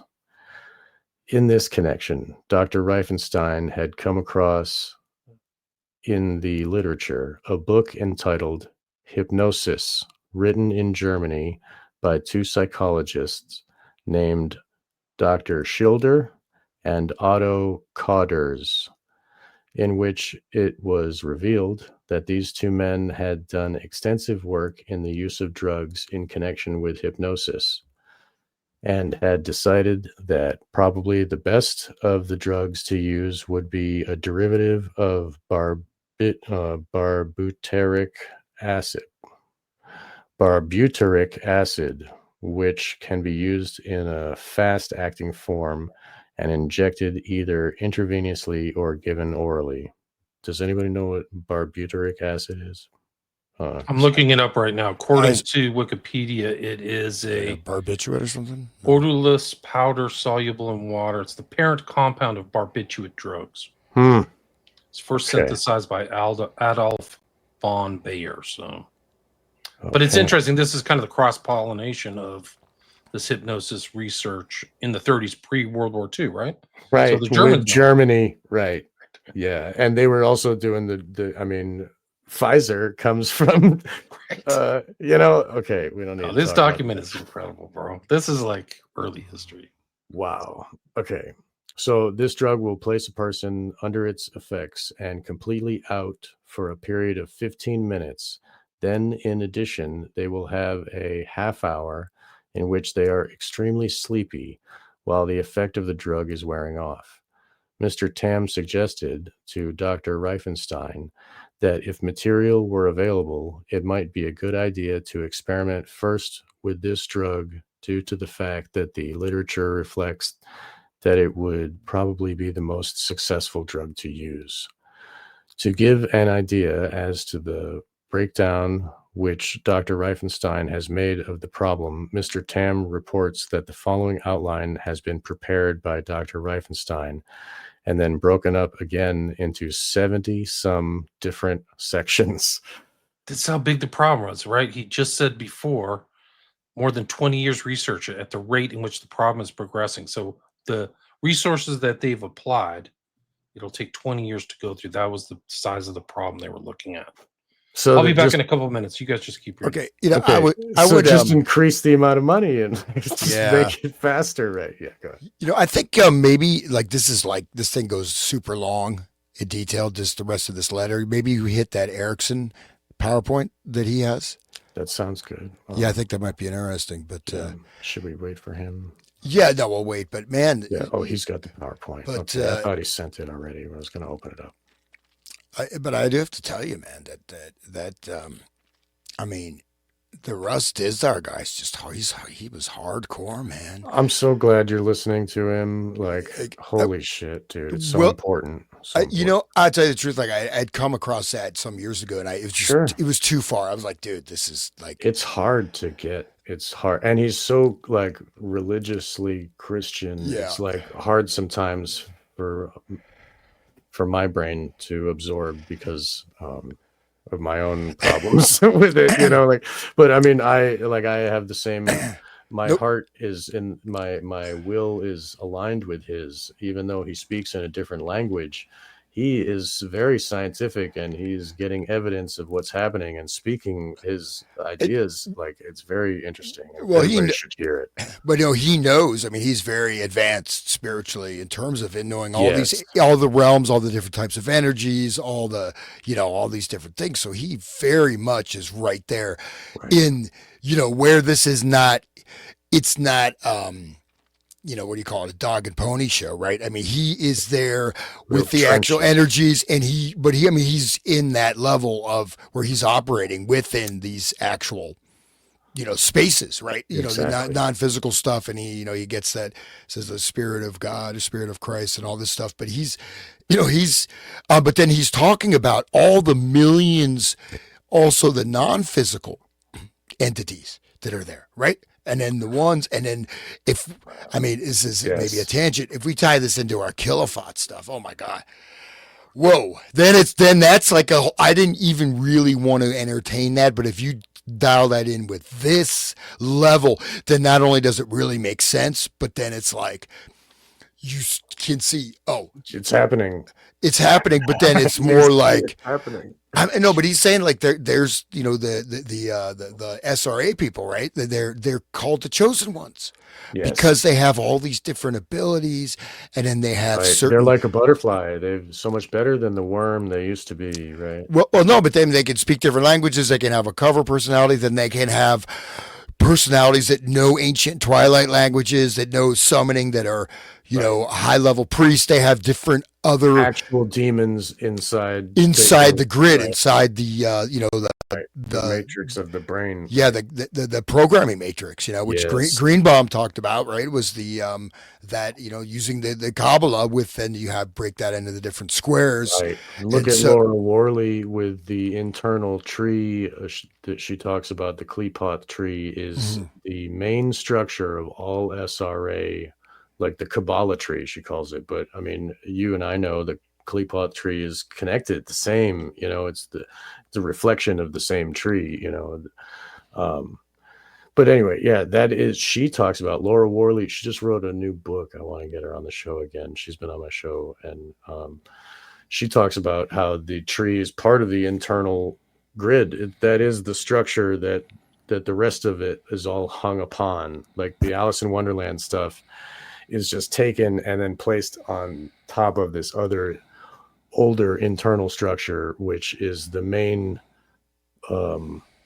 so that it can be accessed by the specific people that need to access it, because like, oh, that one's programmed with aliens. Oh, that one's programmed with Alice in Wonderland. Oh, that one, but they all have this internal core programming of the tree. It's really sick. Yeah.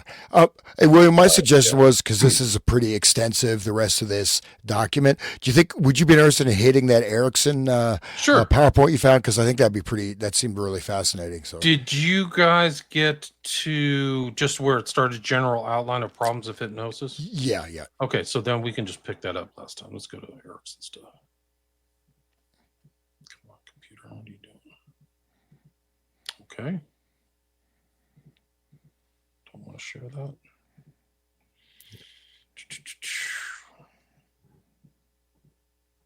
That what we just went over is so huge. I mean, like, yeah, I mean, just watching. we're just like reading this thing, but it is so. I mean, all the connections are tied, and we look at they're even saying witch drugs combined with hypnosis, and we almost killed these people, and these ones are previously permanent thought subjects. fatal, baby. Right, dude, and like, it's not even oh funny. my I don't know why I'm laughing. It's God, dude, incredible. it's just- I admitted it. You have to laugh. It's just Que like, sera. how Yeah. could this You be know, we true? just- this clown world that we live in, it must be like a farce, dude. How can this be true? But these are hardcore drugs, man, and they're intravenous, and they're like, Scopolamine is the most. They say if hardcore. you OD on scopolamine, Oh you my can God. be in some kind of altered state for months. Like, right. you forget stuff, but like you have this kind of, they call it like a psychedelic hangover, where like you're a mess for a long period of time. Right. Like, And people can go and watch. Vice did a documentary talking about scopolamine. They went to Colombia, and they're talking about it. And they like he was saying, the hookers will blow the stuff in your. They have dust, and they blow it in your face, and it gets on your skin, on your eyeballs, gets in your nose, and it just affects you completely. And you have no will. And the hooker says, "Bring me to your house and give me all your possessions. Bring me to the ATM and take out all your money and give it to me." And they're on video doing this, and it's like, it's unbelievable. Right. And if the government had this power in 1937, I mean, And they're doing it and testing. And this is just stuff that is in their correspondence. We don't know, like, where the other documents are, where the guy in the white coat is just writing down, okay, we got Bob to go to his bank in 1937 and get money and come back. He doesn't remember it. Like, And he we're gave us, or whatever, shot somebody or whatever, criminal act. Oh, that makes this whole thing about, like, you can't make somebody to do something outside of their will. What if they don't even remember? How do they have a will? It's just like Exactly. you said, Sean. Exactly. They don't even have to be a broken grok clown, traumatized, broken. They can just be, oh, whoops, I got this dust blown in my face that I don't even remember. And where's my stuff? And, yeah. like, And how hard is it to say, oh, well, those 3 subjects, it looks like they were pretty much brought to DC and whatever. And then, but they're saying, oh, we can't have the Bureau. So when you write about them, say, oh, unfortunately unable to employ. Because there's, you know what I mean? There's just a gap from these guys are there to, because nothing the correspondence discusses that this isn't going to work out. Suddenly they're stating that, right? Which is the, right? That was the William Ramsey Investigates mascot. That was Poppy, guys. Oh, okay. If you listen to my show, there's a guy. There's a guy who listens to my show a lot, and this cat will come in and use my leg as a scratching thing. So I'll be concentrating on a show, and she'll scratch me, and I'll be like, "Ow!" And the guy will write like, "Oh, your cat attacks again." And then I had this kind of really, it's an aside, but I had this really kind of famous historian from Israel, Benny Morris, talking about a serious subject like the Holocaust of Armenians. And the cat freaking uses my back like a scratchboard. And she climbed up my back with her paws and peeked over like an alien or something, looked around. And Benny Morris is like, what the hell? You should go watch it. I'll see if I can find it on my video. I didn't know what to do, but apologize. The problem is that the cats bother me if I close the door. So I'm actually I'm owned by them, so to speak. That makes sense. Before we go to this thing, I'd like to go through some of the comments and say hi to everybody. Oh, We're yeah, at the please. 1 hour, 30-minute mark. We've got 213 live viewers on all the different streams. So thanks everybody for joining up and being here with us. Really appreciate it. I have a lot of really positive responses from people about this series and kind of opening people's understanding, mine included. So yeah, Apple says episode 4 is so their favorites. Yeah. My favorite, I think I already read this about Wong. Let me see if I can turn this off. There we go. That looks better. Kirk, Israel, Tyler Robinson was a drones bomb maker in Ukraine. What? I didn't know that. Wow. Ukraine is BlackRock. Who was to connect the Trump assassination BlackRock? So if they can prove Tyler Robinson was a drone bombs maker, that's incredible. He's a young guy. He's smart. I know that he scored really high in his ACT, so it's pretty weird. He's got a trainee girlfriend. He's got to be smart. Right, there you go. He's you even stretch, bro. Cutting edge. Have I visited the Hampstead? I did a lot of research on the Hampstead case. Everybody will be really disappointed on my take that the wife was faking it and she was involved in a custody battle. And there's recordings of her with a cop, and a lot of her stories don't add up. And the guy who was with her, I think they emulated the whole abuse case. And that they fled, like, supposedly persecution. One of the problems with some of these cases is they don't supply the details.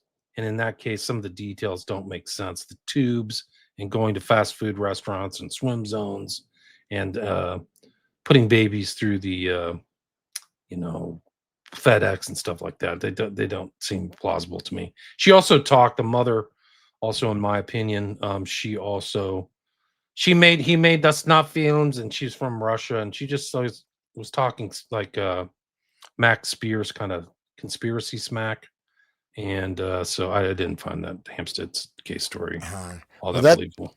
That's also, though, disinformation too. When you put something out like that, it's highly publicized. It's fake.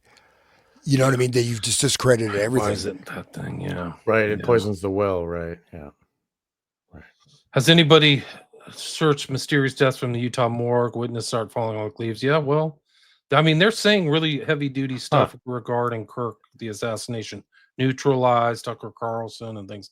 That's very inflammatory language. That's very threatening language to me. So I would have extra security. Security didn't help Charlie Kirk, but yeah, but who were they working for? yeah, It's actually they were Mossad security. They exactly. Sounds like a great double feature with Dark Crystal. Hey, Big, welcome back. I haven't seen you in a while. Some of these guys were my old regulars back in the day. Bart, welcome. Another regular. Bush was listening to children read My Pet Goat on the morning of 9/11. Correct. Right. Holding it upside down. Yeah. Right. Upside down. Satanist Bill backwards. Schnoebelen. It's Schnoebelen mentioned seeing a person go into a pentagram and didn't come back well. Huh. Yeah, Jordan Peele made those other movies hinting at occultism and MKUltra. Yeah, he has a lot of themes, and Sean has talked about those. Right. The UFO movie one that's not really, it's like a monster or whatever. The face of the monster is a extruded cube. It's the Tesseract. It's like a square and then another square and then another square being extruded out from its face. It's like the face of Satanism. It's very Jordan Peele's very smart with his symbolism. There's a lot. And Jupiter, like Jupiter and Saturn and the Jupiter winds, like that whole thing, like there's a lot going on with that movie. This other movie, him, is nothing like it. It's not, does not compare. I don't know why he allowed his name to be put on it. It's ugh. Read PTK by Dave McGowan. We mentioned him in the series. We did the intro, Mind Control 101. Yeah. So you go back and listen. We talked. Yeah. It's very important, like these techniques they mentioned. We mentioned Esther Brooks, McMartin, Eccles, and it's Eberly family and all these fake memory type things. And we started, like I mentioned Russ Dizdar on part 1. You know, I was like, hey guys, this, and I'm so glad that we're still talking about him because he deserves to be talked about. He's a real hero. Deserve to be remembered. Am I working on him? I'm always working. I have 2 documentaries on Smiley Face Killers and a book. My most recent book is on Smiley Face Killers, 400 pages. Wasn't Hoover getting kickbacks at the dog parks? I've heard that he's getting kickbacked at all the horse things and he was sketchy. And he used to go, my understanding is he used to go to a mob run kind of spa hotel in San Diego. And that was kind of like the connection. That kind of, yeah, well, something like that. It was some kind of resort, which I can't remember it. It was like Resorts International on the East Coast. But like it was mob owned, and like why would you go there if you're the so-called, big dog of law enforcement? So right. You can see my documentaries on my Patreon page. I've posted almost all my shows there. So right. And your new book has been getting new updates and stuff too. Yeah, right? it's on its 2nd edition. Right. Uncle Ted says heavy doses of sodium pentothal, a barbiturate combined with stimulants like Dizoxin produced total amnesia. I didn't know that. I wasn't aware of that. Think of what the government can do with total amnesia. Right. I think they kind of do a kind of techno amnesia by controlling the media because they'll just forget stories like, oh, this is the most important story. Ukraine is bad. And then it's gone.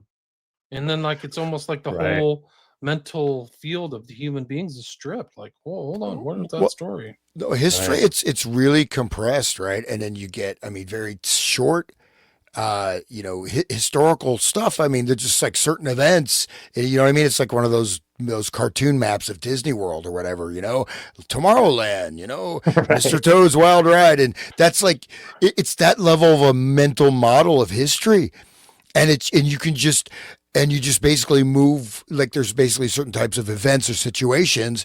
You just put the newest thing in that same space, right? And you just, put a color or paint on it. And this is, but it's that same narrow, it's like the I Am the Cheese book, the kids riding around in a bicycle around this village, just going in circles every day, This is Derek asks, what is known of Erickson work crossing over with Crichton Miller? I don't know who Crichton Miller is, but I know William Sargent at Tavistock. Did they meet? I know that there is a nexus between you and Cameron, Sargent, and Dulles, but I don't know about Erickson. These guys are all networked.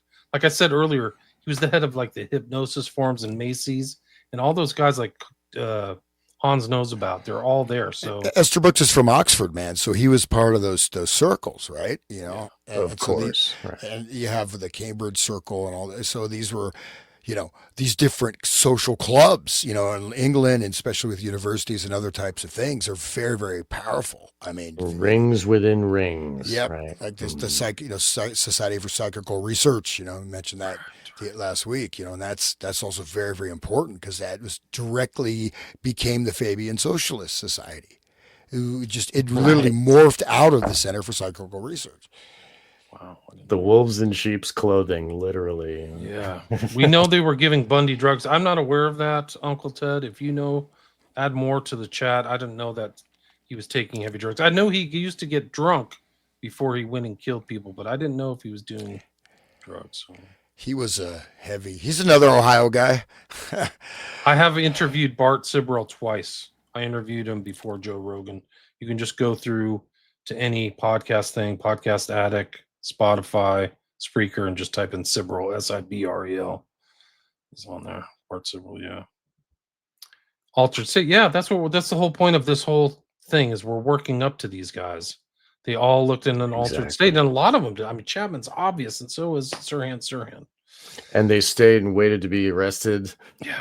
You know, like that's the whole thing of like programmed to stay and wait to be arrested. Like, and some people, even the journalists, don't know the right questions to ask. Do you remember being there? Do you remember anything? Did you have gaps of your memory? Because those are real tells. When people can't remember certain things, like Bob Berdella did the same things as Dahmer. Yeah, that's right. I didn't know this either. Kelly says, I think it was scopolamine that lowered Tex Watson's IQ 20 points while he was with the Manson family, if I remember. Wow. If you have that fact, send that to me, please. I didn't know. I know that on the night of the Tate Manson murders, they all took meth, which is interesting. It's almost like Manson knew something. He said, here's some reds or meth, take these. Like, it's weird. And then you see Manson and his knowledge of hypnotism and Scientology, which overlaps. How much of this stuff did he know that speed makes you aggressive? Well, and that's exactly like the experimentation that they were doing, that Manson's parole officer was doing, right? He was feeding rats LSD and methamphetamines. And then there would be one rat would become like the rat god, and the other rats would, like, you know, do whatever he said. Literally.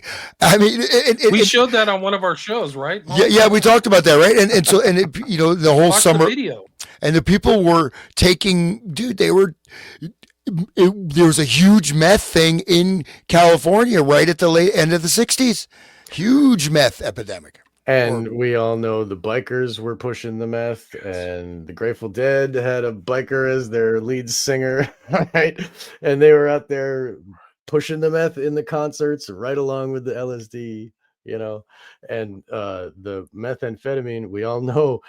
We were talking about this earlier too with Jerry Marzinski, and talking about the schizophrenics, how it's the dopamine spike from the methamphetamine that gets them to see the shadow people. And when you see their eyes, then you've really gone too far, and like you become like ensnared in this thing or whatever. People should listen to my episode with Jerry. He's great. Bart says scopolamine topical drop in very low dose causes the pupils to relax, dilate, so ophthalmologists can see inside the eye. Interesting. 1930s was the Cleveland Torster murder. I don't know. Albert Fish, no, Nixon. Interesting. We mentioned that guy, Creepy Carpus, last time, who was like in jail with Manson, like weird stuff. Weird Zizians. I think I mentioned Big. Uncle Ted. Are the new Mansons watch? They'll make Lesotho into Charles Penn smiley face stuff. I don't know. As for a can of beer in Vegas, Bart, they always arrive already opened. They don't even try anymore. They need to step up their PSYOP game. Yeah. Parents got to the moon. All we get is fake and gay. That's pretty close. Yeah, pretty well said. Yeah. My parents got to the moon. All right. Moon landing. Yeah, we can all. It's real. Right. Okay. That's the mind control they were given. Right. At least it was like an. It was positive. Like, yeah. You know. Now we're getting him, and it's like, oh, do you even stretch, bro? It's like, oh, you're so big. Part of the personal story. Kids were abused. They had marks from where the boyfriend was hitting him in the head. Like you can see it on the video. So these are not these children were not giving the statement in a sterile environment at all. They gave statements in front of cops, but the original statements were like they were coming back from Morocco. Like, it's not strains credulity. Rip Russ Dizdar, yes. Indeed. Yeah, really. Yeah, notoriously mob connected. I think that's the place. Dahmer's a textbook case for hypnosis states. I'm not aware of that. I've done a lot of shows on Dahmer. Yeah, I mean, there's some very much evidence that he was SRA and he was DID, like all of that. Wow. People need to look into that. He's really a textbook case. Yeah. Sep Testa says, "Hey Hans, good to see you in good company. Big up, fellas." Thanks, Sep Testa. Thanks for listening, everybody. All right, that's all the comments, so that we can go to this. If anybody wants to read this or whatever, I sent you the cop. Oh, I'm gonna kill this. Okay. Yeah, I've got it. Or Hans can take over. I can read it. I can scan through it. Whatever. Yeah, I'll read it. It's my turn. Okay. Alice in Wonderland. Yeah. Okay. Go ahead, dude. It's my turn, bro. Come on, dude. Let's get snarky. You even stretched, bro. We're at the 2 hour mark, so it's time for the Okay. So in scan. Okay. So this looks like a pretty hi-fi PowerPoint. So we'll just start it here. So the Alice in Wonderland technique, exploring the influence of CIA's methods and Ericksonian hypnosis in modern mass manipulation. And so this is actually like a clip, that movie that Sean Connery was in with this giant head like floating in space. Zardoz. Yeah, that's a great with that. Yeah, that's with the loincloth. He's like up there and floating in the sky. Zardoz is actually a great film. But anyways, a picture of the headless giant too, right? Isn't that like a totally occult, like headless giant is like from the French guy, I can't remember his name. Shoot. He had a totally dark secret society. It's unbelievable stuff. It's mentioned in Program to Kill. I can't remember his name right now. But okay. A good friend of mine uses the moniker Headless Giant. Yeah, it's a deep occult reference, people. Yeah, right. Okay. Understanding modern manipulation. This presentation delves into the Alice in Wonderland technique, a method used by the CIA and the innovative hypnosis techniques of Milton H. Erickson. It will highlight their application in contemporary mass psychology, particularly written online and social media platforms. Particularly within online and social media platforms, showcasing how these strategies influence perceptions and behaviors. I don't have my glasses and I cannot read that text, so you can go ahead. I'll do it. Manipulative disorientation. The Alice in Wonderland technique utilizes disorientation to influence and alter perceptions, making it easier for the target to accept suggestions without critical analysis. Wow, sounds like modern media. This is a coercive method that creates a surreal atmosphere, creating confusion, leading to compliance with directives or suggestions. Literary inspiration. The technique draws inspiration from the literary work Alice's Adventures in Wonderland, where the protagonist experiences a series of bizarre and illogical events. The literary influence is reflected in the method's ability to create a dreamlike state that alters reality for the individual. Historical context and relevance. Through the use of this technique, the CIA aimed to explore mind control and behavioral manipulation, particularly during the Cold War era, as part of various psychological operations. The technique remains relevant in understanding contemporary manipulation tactics in both military and civilian contexts. That painting by Otto Dix is huge. Like, everybody should pay attention to that painter, Otto Dix.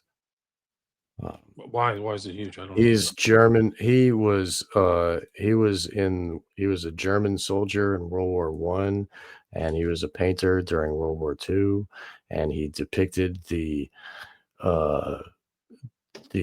state of society that was happening to everything around him, and he did not hold back in his depictions. This right here, these are World War I soldiers that came home from war, and they have no arms or legs. One of them was asking for money. Yeah, Grok, right.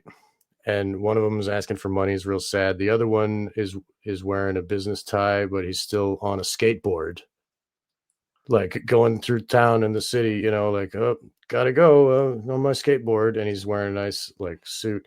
And, it says there on the paper, it talks about the war and the soldiers dying and stuff. And and then if you look behind in the window, it's like a sex shop with like some kind of weird, what I'm saying? Like, this is Weimar, this is what was happening. And if you want to see what was really going on, everybody should check out Otto Dix, Ottodix. That's the painter. Really, you'll learn a lot. I just read these. Actually, these are the big ones. So I just read the small ones.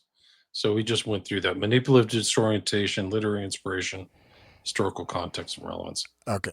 So the smaller things will be bigger in the later. Oh, right. We can keep reading. Okay. Yeah. So can I read or? Yeah. Yes, you got it, man. All right. You got it. You get out there and be somebody.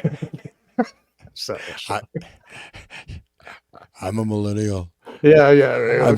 I'm standing up for the millennials. No, keep turning that knife. It'll work. So history and origins of the Alice in Wonderland technique, tracing the development of a psychological strategy from Cold War experiments to modern applications. 1950s. The CIA initiates MKUltra program focusing on mind control research through unconventional techniques, including hypnosis and sensory deprivation, the theory of coercion. So this is, then they have the CIA project. MKUltra is the CIA's program of research and behavioral modification, joint hearing before the Select Committee on Intelligence, 1977, focusing on events that happened over 12 or as long as 25 years ago. 1960s.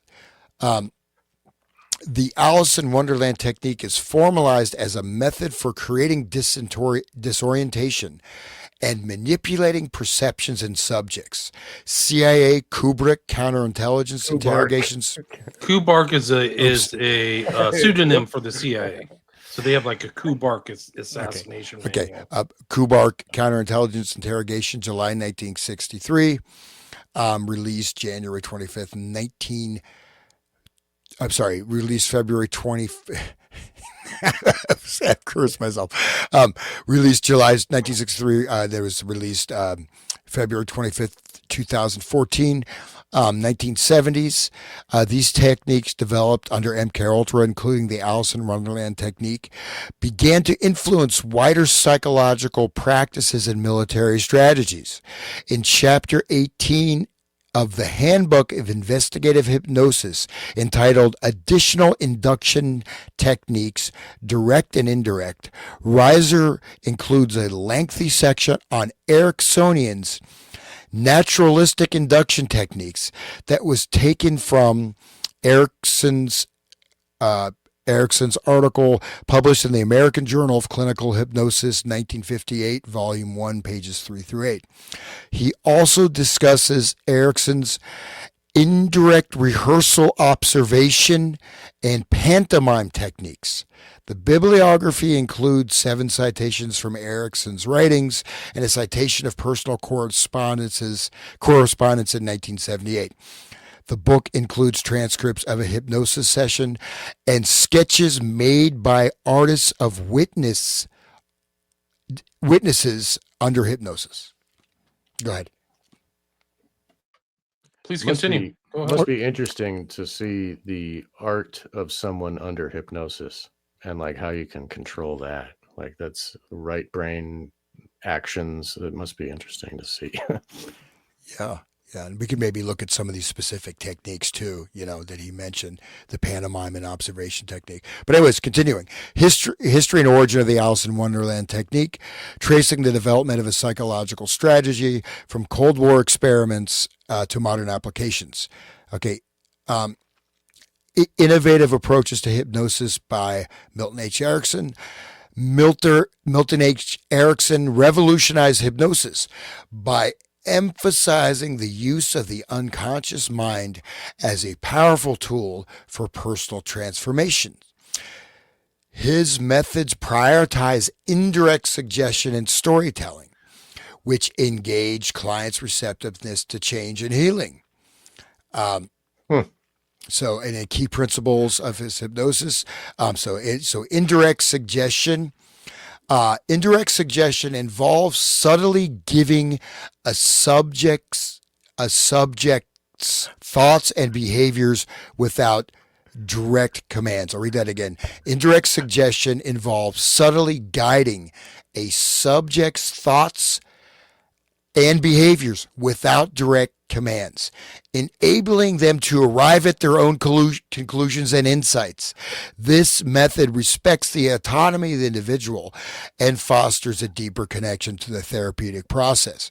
But I mentioned how that also works in terms of certain types of trigger stimuli, right? Below the sensory threshold, and in the narrative arc of the story, will have you bind those things together, and it seems like it's an indirect suggestion, but you've done it yourself, right? So, anyways, so this is kind of his grandfatherly self-help guru, Mister, you know what I mean, like positive guy, right? Positive thinking, just this big Father Christmas, you know, big fat dude with a white beard. Anyway, so storytelling. Can you scroll up, William? Do you mind? I get the comments are below there. You're on storytelling, right? Here, yes, right? Yep. Storytelling. Storytelling is a powerful tool in Ericksonian hypnosis, as it engages the subject's imagination and allows them to explore personal challenges and solutions through metaphor. This approach helps individuals process their experiences in a non-threatening way. But there's a lot. Okay, we can Go ahead. You want to say, Sean? You muted. I'm muted. Sorry, guys. Think about how the SRA, how that is such importance for the SRA people, because they need to create their own story. They need to create the internal world, you know, and sure, there's the Alice in Wonderland, like, kind of outline of like, oh, there are these trees where you can take down a lunchbox and open it up and eat what's inside, you know. That's like a metaphor for the programming and to internalize the programming, you know. And it's programming themselves into this trance of the story of believing the internal worlds of the castles and the towers and the whatever, you know, the dungeons and all of that other stuff that keeps the different selves of the dissociative identities in their places, you know. Some of them live in the dungeon, some of them are up on the tower, like they're, you know, they're doing different jobs and they have different roles inside and they keep different. Anyway, that is very important. The storytelling and the imaginative, intelligent imagination is important for the victims to create in their minds. So I think this just shows how complex it is. Like, you say the word hypnosis, and if you're not acquainted with it, it may just come off as like this simple thing of a guy talking and inducing stuff. It's a really vast subject matter. Like, it's like, yeah, no, just like we read earlier tonight, where it said there's 20 years of research ahead of us with the resources that we have available. Like, there really is a sophisticated, complex, ornate, encyclopedic amount of information with what they can do, and it's all been kept from the public. It's all surface level stuff. Yeah, and then again, you know, as I mentioned, I mean, like earlier, and also the first Macy conference was cerebral inhibition, which is hypnosis, but a very different way to posit that. And then the fact is that the person can, some of the earlier brain research showed, is that, with the strobe, they're using the strobe lights, inducing trances, this kind of thing, is that someone can be in a hypnotic trance and their brain EKG activity is normal and they are talking normally and they're not even aware that they are under a hypnotic trance. So this is something people do not recognize, right? It's that you can be in a hypnotic state and have no, obviously if you're unconscious, but I mean, it's like it can exist as like a veil over the consciousness that is invisible, but yet you are still hypnotized. It's so scary, dude. It's like COVID, dude. COVID. What is, dude? Come on, where's your mask? Yeah. Okay. No, it's really and that's the whole thing about mass formation psychosis or mass formation hypnosis is that people were really influenced like zombies, Right. almost like you said, or maybe they don't even know that they're just repeating trigger phrases, safe and effective, and where's your mask and keep grandma safe. Just And these are kind of almost like hypnotic suggestions over and over. they're in a hypnotic trance and they're functioning normally. Okay. And that's the thing. You can be in an operative hypnotic trance and still even have your normal conscious mind. It's not yet you are still in a hypnotic trance of one degree or other. And that's just important to note. Okay, go. A somnambulist, like before. And if anybody who knows about movies, they know about The Cabinet of Dr. Caligari, is 1920 German silent film about a guy who controls a sleepwalker to do evil. Like, and that was in 1920. So those know that. ideas, yeah, The Cabinet of Dr. I'll have to check that Caligari. out. Check it out. It's pretty cool. Was that other movie about the lady who has what's that guy? Dr. Svengali. Dr. Svengali. Bengali. Yeah, that was another like a black and white movie. I forget the name of it, where he's hypnotizes the woman, and all this stuff, and he's got the eyes, the mesmerizing eyes, and all that. And that was what? That was even before, around the same time. Right. I forget the sorry about. Look at this. Look at this, guys. This is really creepy out. Look at in the context of our conversation, look at the poster for the film. Right. There it is. Cabinet of Dr. Caligari. It's like the imagery of the Svengali dark actor and the person prone and prostrate. So the person in black is the somnambulist, the person who sleepwalks, and that woman is the victim of his evil. Yeah.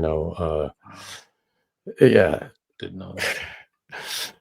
It's really interesting that Germany was thinking about these things a long time ago. Right. And we just went through that tonight, right? Yeah.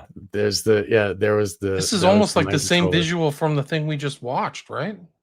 Like, just in the intro to this slideshow was like that same. It looks like the Otto Dix, yeah. Right? Similar, right? Yeah. Well, they were contemporaries of each other. Like Otto Dix was making paintings in the 20s, in the 30s. Like there's that same type of motif. The big city right there. Maybe it's me. You should look up Otto Dix, like soldier on the battlefield, and it's just like this torn apart face in anguish. It's just like, oh my god, it's really powerful stuff. Yeah, go ahead, Hans. I'm sorry. Yeah, and so again, of course, yes, storytelling, generating a narrative, right? Having these can be very beneficial, but I would never gut hypnotherapy, man. You don't know. And so, yes, it can be positive and therapeutic, but it also can, if, when you get the storytelling, you end up living in your imagination, right? You're actually subconsciously living like you're on the set of Friends or, the greatest American hero or whatever. And, and so you don't register what you're taking in around the events of the world around you are going through this filter of this, especially if it's a subconscious story. If this story is subconscious, completely operating, or you can and there's barriers to touch the story. You get too close to the story, you get zapped, right? It's like electrical fence. But it's like QAnon or whatever, right? Yeah. Okay. Yeah, go ahead. So continuing, building rapport. You mind scrolling up, William? Okay.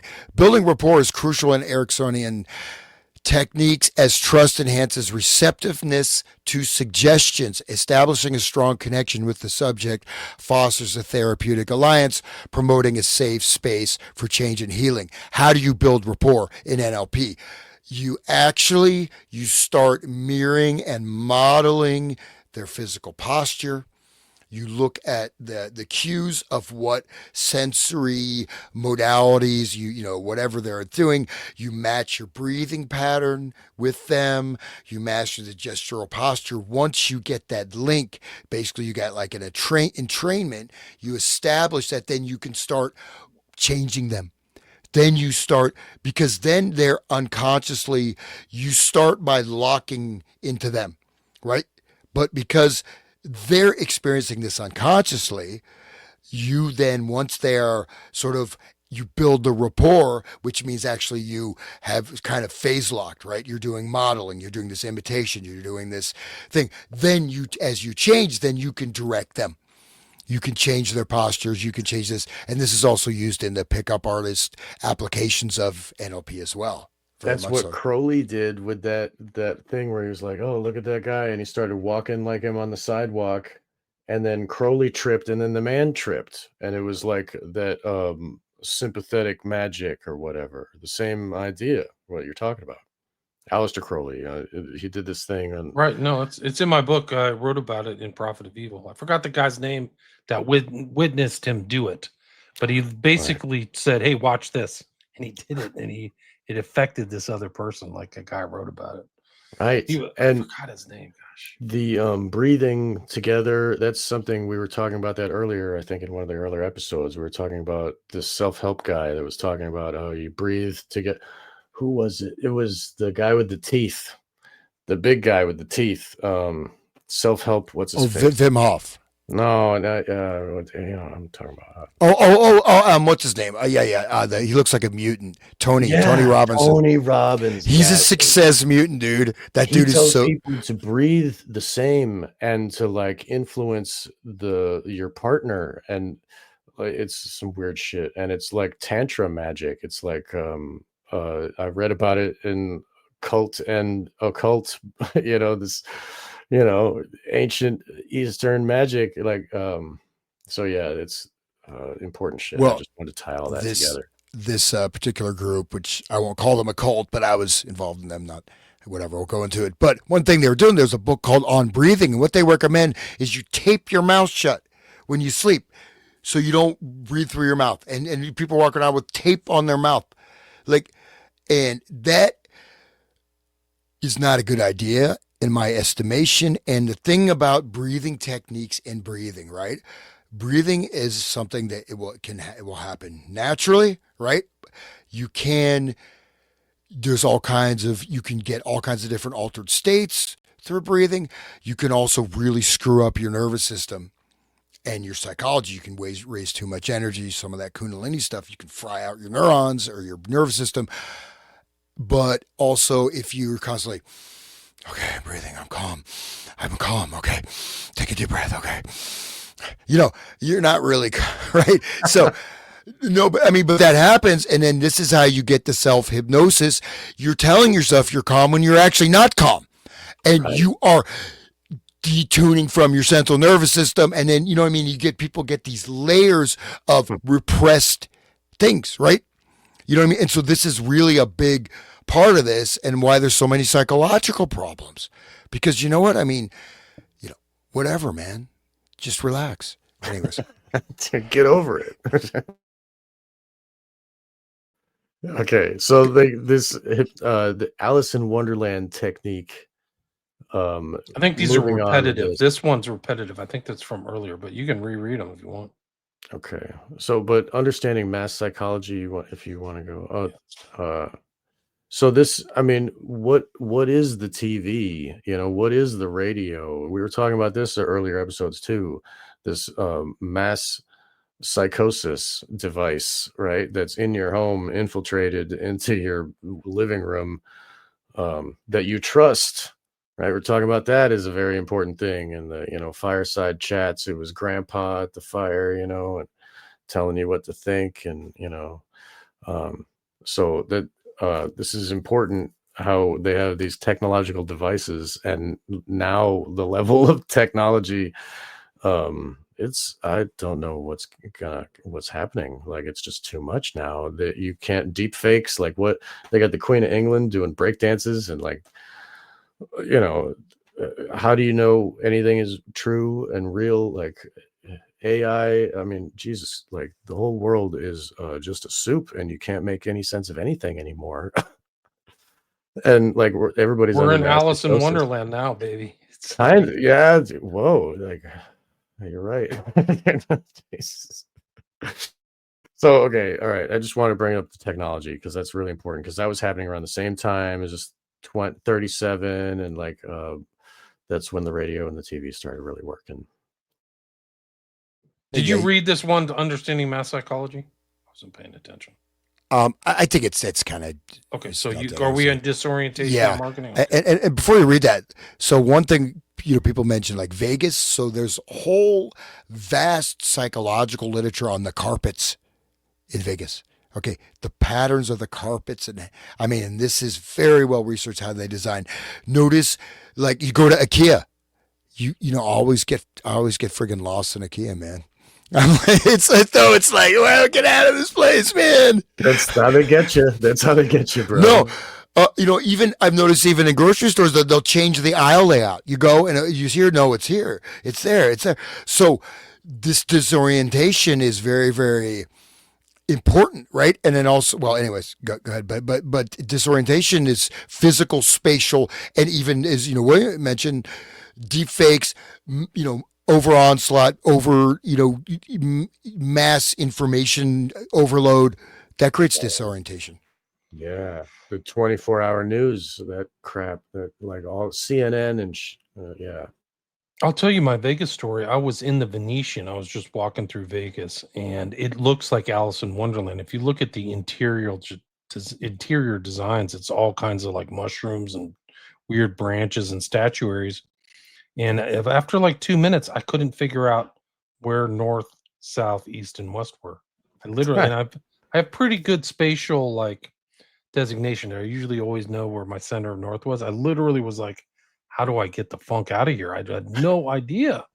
I was like, wow, this is really, I know, and I consciously recognized they did it deliberately. Like there's weird turns and things like that so that you have no idea after a few minutes which way is north south, because so many buildings are built on the north, south, east, west axes, right? It's incredible. Go walk through the Venetian. You'll blow your mind. If anybody is familiar with Bonnaroo, which is this big festival, it's like Woodstock every year in Tennessee, whatever, and they get like 80,000 people every year. And it started off as like, the other ones and the Grateful Dead remainder people would be there, and there'd be jazz, and it was fun. But now it's like corporate Radiohead and all that. But the way that they set it up, and it's a permanent place, so every year it's like this. The name, there's many stages, and everybody's playing at once. And they got the main stage is called the Which stage, and then the other main stage is the What stage. And then there's the where tent and the when, and it's like, so people are trying to figure out where they get dosed out and on heavy hallucinogens the first time or whatever, they're at the concert, and then they're trying to find, oh, I gotta go see AC/DC, but then they get like, they go end up seeing like Guar by accident because they get lost, you know what I mean?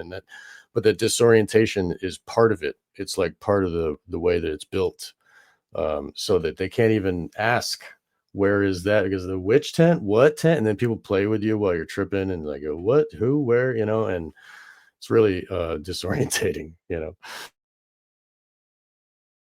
on purpose for the people that are tripping. Right, and that's the whole connection here, is that disorientation enhances suggestibility, right? Yes. Part of the Ericksonian technique. Right. Along with the scopolamine and whatever else they're giving the poor kids. We used to believe they were fatal. We used to think this was fatal. Look at them rolling in the mud. Look, 6 kilograms of scopolamine, he's still alive. Yeah. Dude, I mean, it's funny, like, just the regular heroin that I had seen, like regular little kids with like a finger of heroin in a bag. And I mean, you don't see that. Like, it's ridiculous, the levels. Anyway, yeah, they were really, there was a lot of drugs, man. And like at Bonnaroo. Yeah, I mean, Bonnaroo, everywhere, like all that whole thing, like everywhere you go, all the kids had like a finger of dope. Like, what there used to be like little packets with like a point, like a 1/10 of a gram or some shit, and they have a couple bags of that in the like it's a big bust, and now there's like 2-3 grams on like one little kid that it's like holy crap, it's unbelievable, like which is fatal. It would be fatal, but these people are like, I knew kids that a spoon is too small. They would have to cook it in their dope in the bottom of a can of a soda can because it's big. They didn't have enough room in the spoon to cook all that dope. It's like, and they're every day shoving it like, and now with the fentanyl and the trank, all that, like the people should be dead. I'm surprised that humans have survived all of this onslaught of drugs.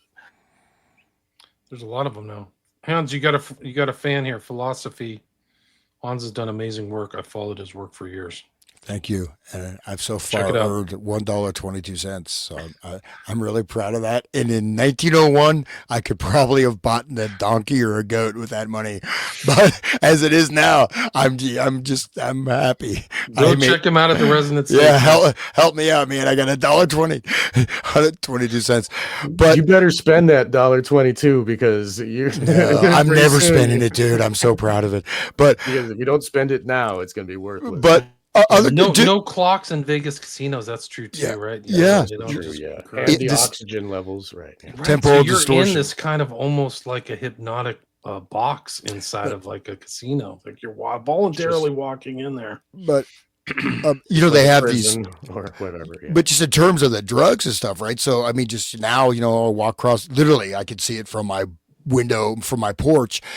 Okay, yeah, I'm there. There we go. Come on, guys, help me out. Come on, Resonant State. Please check out and subscribe to our new YouTube channel and Rumble. Next show, I'll be eating cardboard and wearing a barrel at this rate. I guess have a donate page. You donate. I don't know if it works, but button. You can go back and listen to our Soviet Cybernetics series. Was it MK's the Music? What was the title of that one, Hans? MK Ultra for the Masses. That's right, MK Ultra for the Masses. Those are great. So check them all out. But now, dude, like, okay, you get the Delta 9, right? You get the seltzer. You get a seltzer. They have 10 milligrams, 20 milligrams, 50 milligrams, 200, 1,000 milligrams of THC, and 1,000 friggin' milligrams. I mean, that is insane, man. I mean, seriously, like, okay, well, maybe for you, but I mean, I had like a 50 and I was like staring at it. No, I get it. I was talking to the moon. Hello, moon. You gotta my wife's like, what's wrong with you? I'm just so no, but I mean, that's all that Damien Echols was doing. He was wearing a black t-shirt saying hello, moon. He's not a Satanist. What do you mean? I'm a demonologist. Okay, but think about that. I mean, some dude got 1,000 milligrams in one dose. Like that is okay, maybe for the Olympic level weed consumer, but I mean that's an insane amount of. But I mean that is like a vast amount. And then they have kratom things the same, and you can just walk and buy them off the counter. I mean these are they're not just like you're getting a mild buzz. You're just getting friggin' blasted, very hammered to get off of. I just learned that kratom is very hard to kick as a habit. It's like worse than dope or cigarettes or something. It's like very hard. So beware, all you people that see kratom at every, I mean, like at the head shops, they'll also sell you some salvia that's like 80x salvia. And, I smoked that stuff and I was two-dimensional. I was part of the wall. There was 1,000 of me in front of me, and there was 1,000 of me behind in infinite directions, and they were falling out of the wall. I mean, that's a true memory, and this is what you can get legal at the head shop. It's the scariest thing I ever did, and no one should do salvia, especially ADX.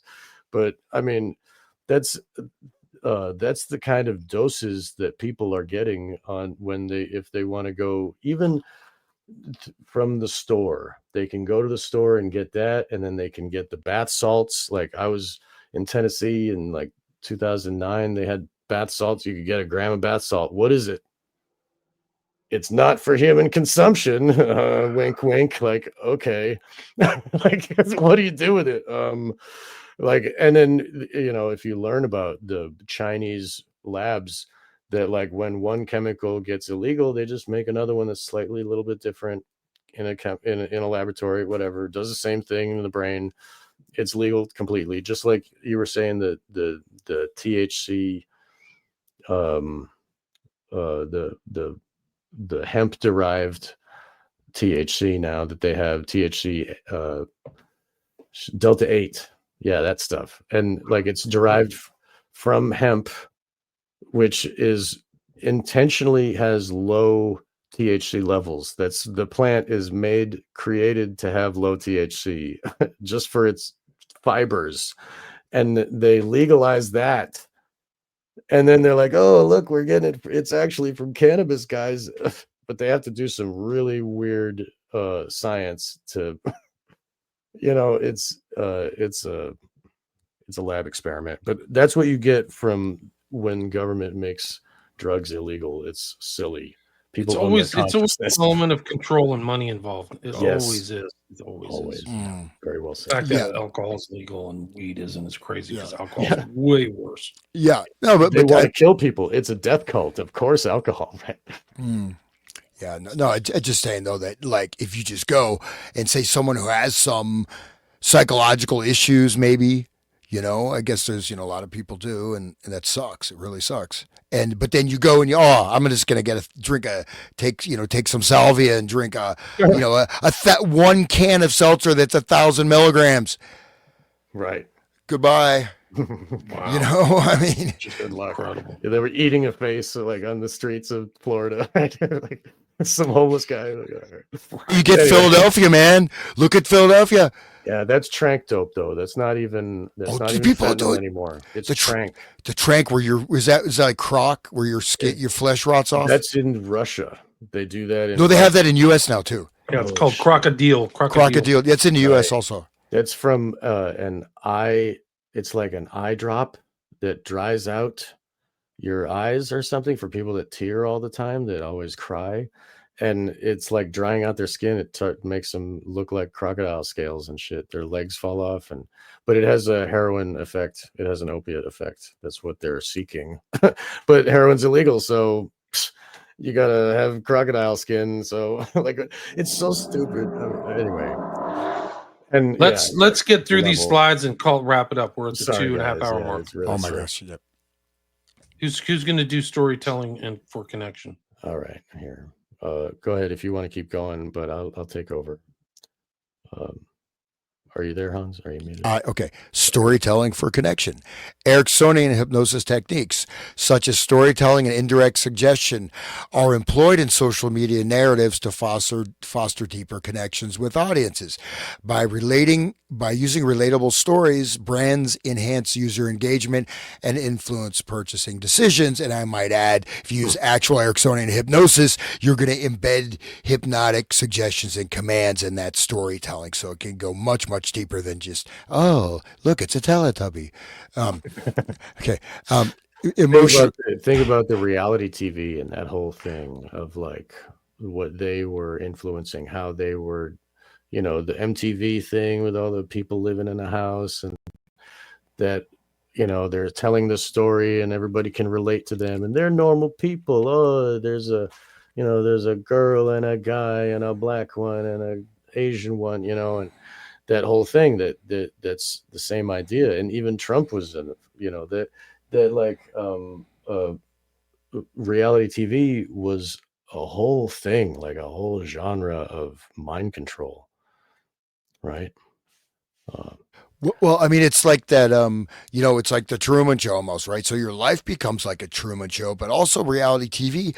I mean, I was on a couple just like extra parts in a few reality TV shows, and what you see when you see the episode and what it's actually like, they edit that stuff for drama. They'll even just create these parallel lines, storylines within that. But I mean, it is like, you talk about the distortion of psychosocial perception into the blender of reality TV, man. I mean, reality TV is pretty powerful, I mean, It's the name in the name itself. People think it's reality. I know a guy who's a producer, and they'd have the actors like say lines and then splice them into something just to like do stuff. It was totally fake. Wow. Totally fake. Oh yeah, super manipulative. Super manipulative. I knew that they would like turn the can of soda towards the camera while they drink and stuff, and they would, have fake fights like Hans was saying. Yeah, That's absolutely crazy. fake. They would Totally fake.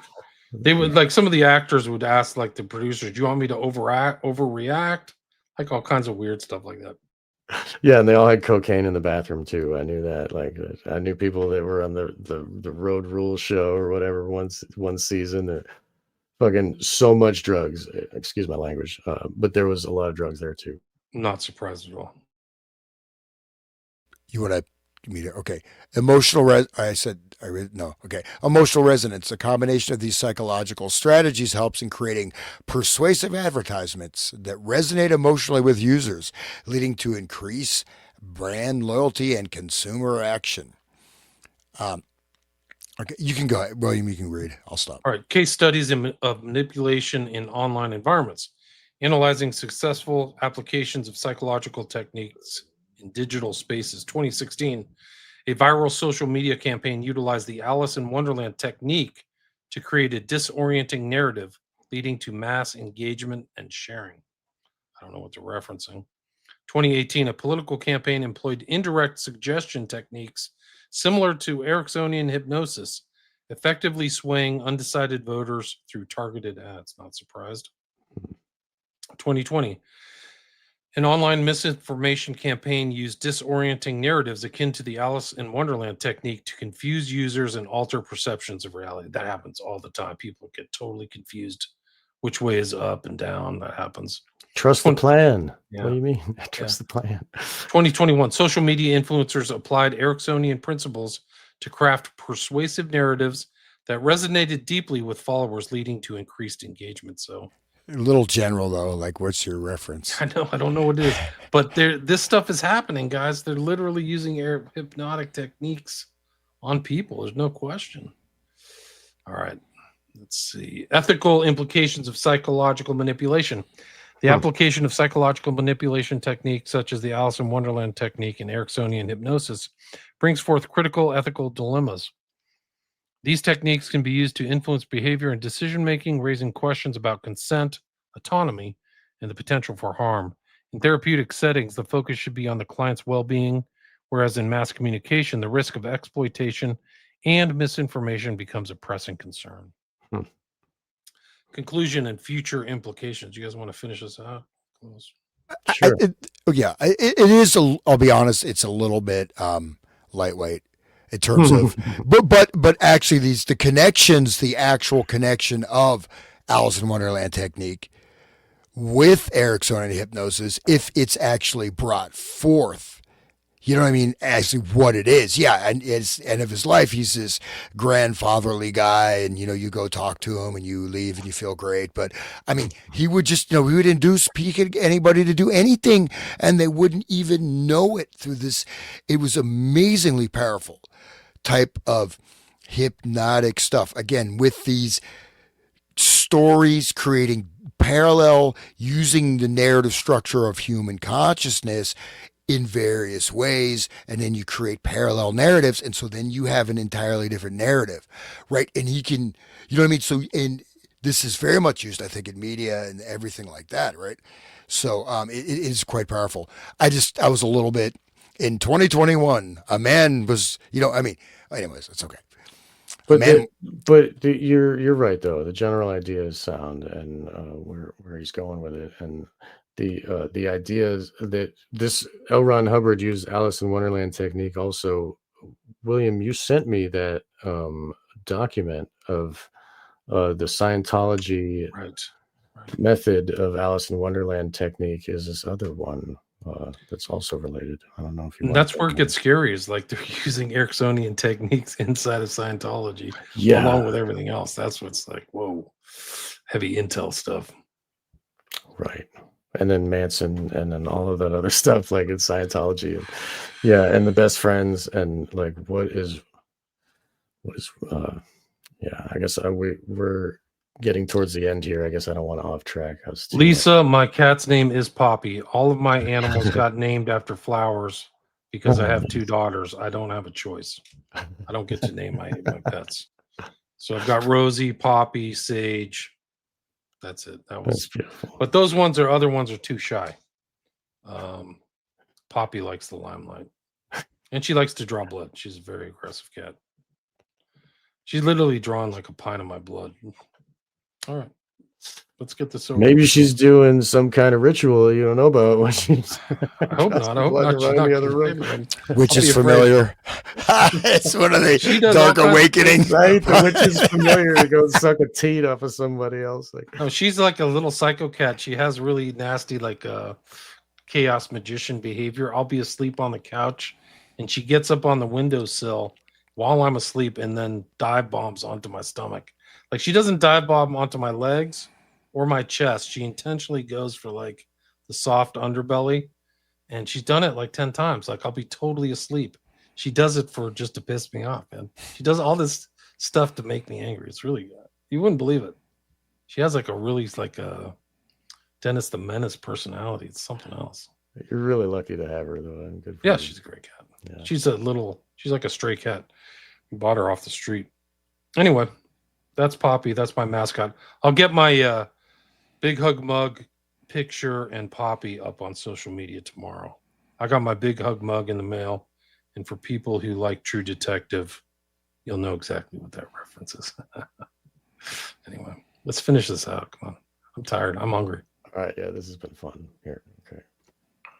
Where are we at? Influence on behavior and decision making.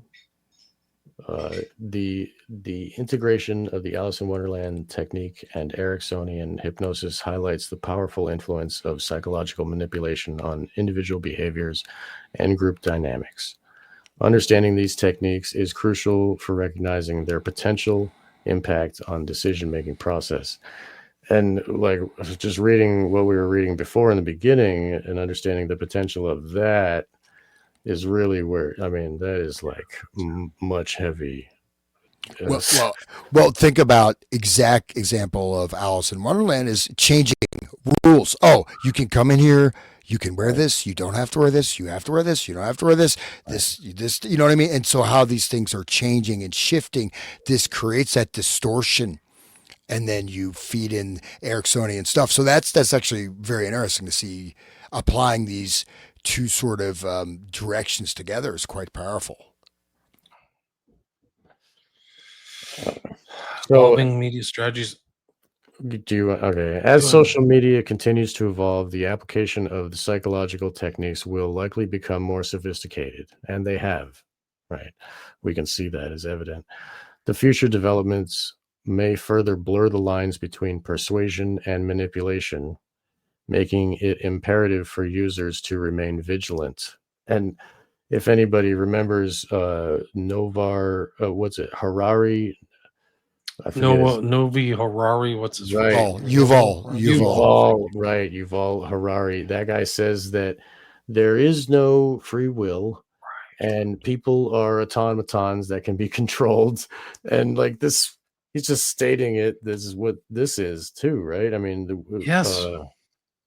Wow. I don't think there's a blurred line. It's all manipulation. I think they're past persuasion. They're just straight manipulating people. Like when you watch the regular media, even the kind of like the leading figures in like alternate media, I think they're just deliberately manipulating people. Like I was watching Ben Shapiro. It's like this guy nothing's coming out of his mouth. It's persuasive. He's just trying to manipulate. It's evil and blah blah blah. And these people are bad. No, that's probably Ericksonian.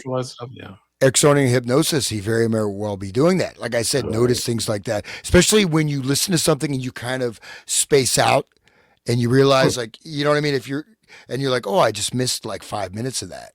You know what I mean? Right. So yeah, because you can go into a trance, and like I said, it is. I mean, I guess the main thing is just bring more to consciousness, right? More clarification of consciousness and clear input of your nervous system, sensory input, real world, concrete, and just be able to come back right, to the here and now, direct, embodied, somatic. You know what I mean? Right, but if you're knowledgeable about this stuff, it's kind of like an inoculation. Like, is Yeah. this person rationally trying to engage me in goodwill, or is he manipulating me in dark persuasion for his will? Like, and you see and the other thing is like the kind of like memetics and stuff like that are very powerful, because you could see it in COVID where everybody's kind of, you just see it like this mass formation of the same kind of Yeah. axioms or mantras or things like that. It's just incredible. Like, if We people knew saw this with stuff, they wouldn't be Rocky and the Clowns, right? right. We saw with 9/11, and then they did it again with COVID, and this doing the same thing. It's like, what the people, what they believe this crap? Like, Well, and I hate to criticize the big orange dude, but I mean his I was told not to criticize him by the boss, just so I don't get in trouble. I get the white van, they're taking me away. No, but he says one thing and then he says the next exact opposite a day later. This is like one pill makes you larger, one pill makes you small. Like it is, it's like it's very surreal. Yeah. And it's extremely disorienting, especially when you're looking at what's at stake, right? Like the future of the planet Earth, maybe. Right. I've heard that they do that to create debility and dread, is that they deliberately give you opposite messages within a short time frame to just like make you give up. Like, I don't even know which one is right. I think that's a technique, but so I've heard. yeah. Well, that's our minds are putty, like the so engage with world topic, controllers. right? I mean, we're all Grok the Clown. You said that before we started, but like all the normies out there are. Oh my God, dude! Grok the Clown, dude. This guy, what he just stated, used to sell shiitake mushrooms. The first Grateful Dead show I went to, I bought a bag of shrooms. Bag of shiitake shrooms. And everyone was laughing at me. It's probably that dude. But were you hypnotically triggered to just think you were high? No, some like creepy dude. I think I was like 15, and some creepy older guy who was like a carpenter, but he wore like these overalls, and the guy was really creepy. And he took me to the show, and then he's like, "Where's your money?" I said, "I bought these shrooms." and Bloodhound Town said, Sean, I had a very similar experience to Sean at 60 times. Is that 60x? That's like the salvia. If you smoke a normal amount of salvia just off the plant, it's 1x. Okay. So what they do is like 1 times the potency. And so they, in a lab, they like compound the potency so that you get, and then they like spray it on like this like just changa, like this. It's just like basically tobacco, the inert material that you burn in a bowl like weed, and it's the same thing as the K2 where they just spray it on inert material. It's this liquid chemical that people are smoking. It's really sick. But anyway, the 60x is too much. 80x, what was I thinking? Like my first time, I never tried it, dude. And how long were you out for? It's quick. It's like 15 minutes, you're back to normal. You're back to normal. But like 6 or 7 minutes is like really peak. My cat, I had a cat at the time. My cat like saw me fall from the wall. Like I actually fell down, and then like I was 3-dimensional again, and my cat was looking at me like I'm crazy. I'm like, I'm sorry, cat.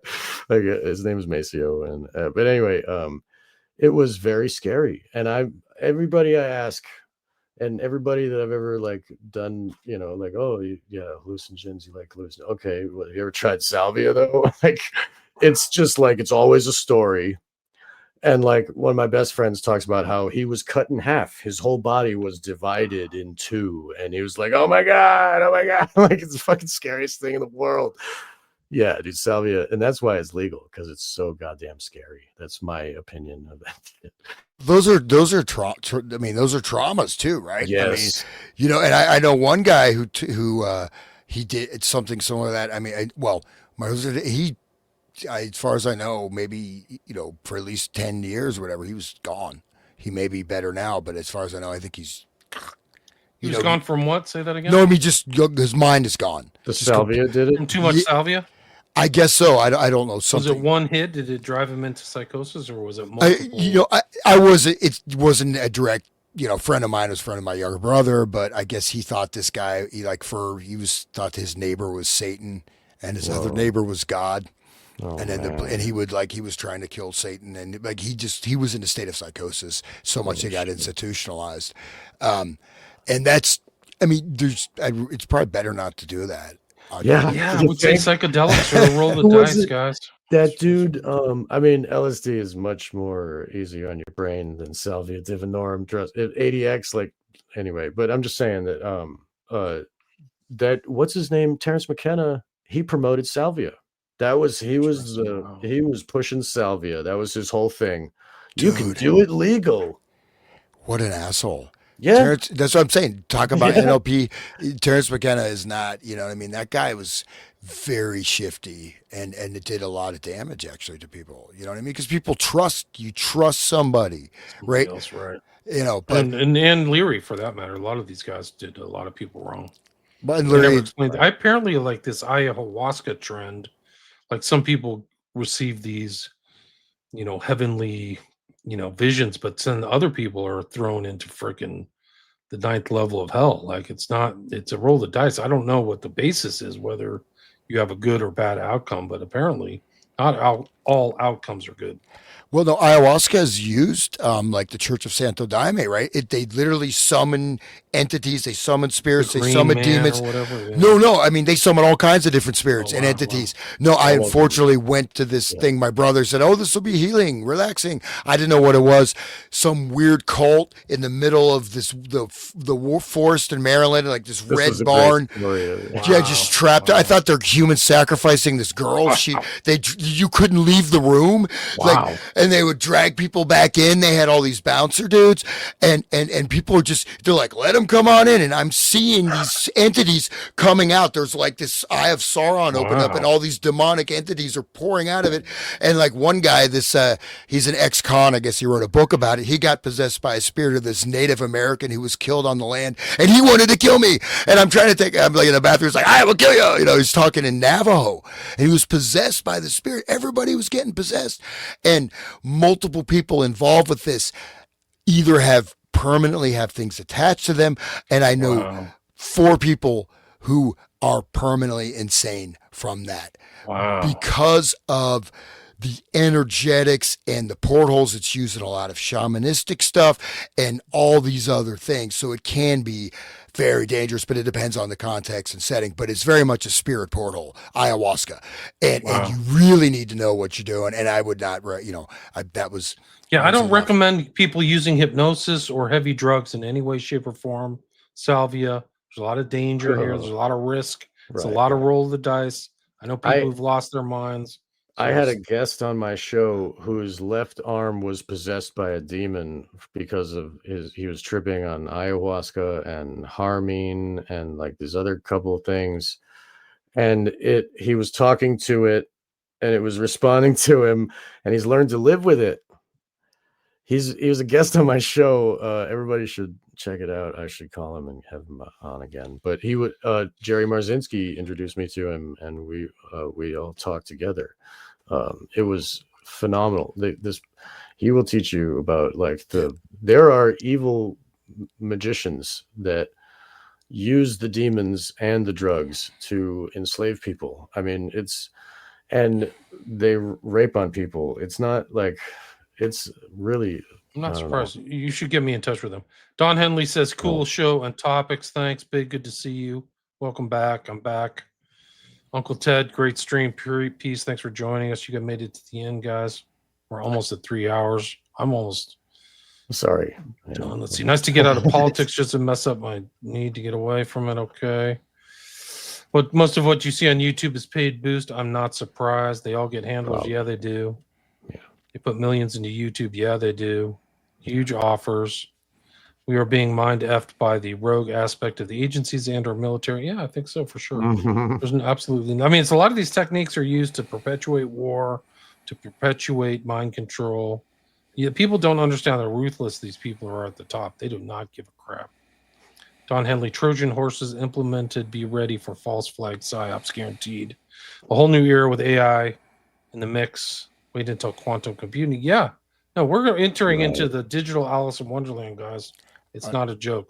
And there's that movie, right, about, I forget the name of it, but it's about this, all these like high tech moguls, and the whole world basically starts collapsing because they have all these deep fake movies, and then basically everyone's killing each other, and, you know, governments are falling all over the world.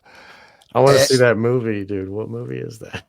Yeah, Sierra is a plural of serum. Oh, I see. Okay. Yeah, which I knew that. That makes sense. Uncle Ted, Courtney Love's dad, was the real supplier for LSD. Not surprised. Right. Copying behind, but love the show. Thanks, guys. Appreciate it. MLMFAO, Hans and the mushrooms. Yeah, that's a whole nother show, Hans. You have to tell that story on the record. Quite unpleasant. Definitely got the chopped up feeling. Took a bunch of Dramamine pills. Let's see. Okay. Stick with regular acid. Mushroom. We hang out. Scopolamine. Castaneda. You guys are trying to, like, hey, shout me out. Okay, Lucian, shout it out. Hey. Going right. It's a pedocracy run by 3 intelligence. Well, yeah, dude. It's definitely a pedocracy. I don't know what else it is. It's a cacistocracy. Yeah, it's a ruled by the worst for sure. Okay, let's finish these 2 slides. Did we read the ethical responsibility? Engage the topic. Okay, engage the topic. This session invites audience members to ask questions, share insights, and discuss the complexities surrounding psychological manipulation techniques, including the Alice in Wonderland technique and Ericksonian hypnosis as they relate to modern applications in mass psychology.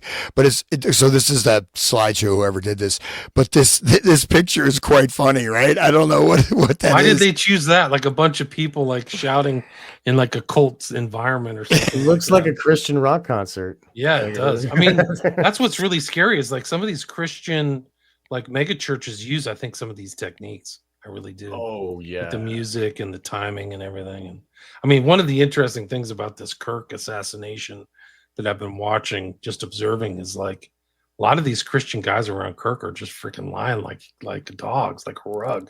They're lying about everything, their heroics and what really happened in the background. And they're lying to their own advantage. And it's like, wow, you're just not even adherence to your own ideas. Like, wow, this is crazy.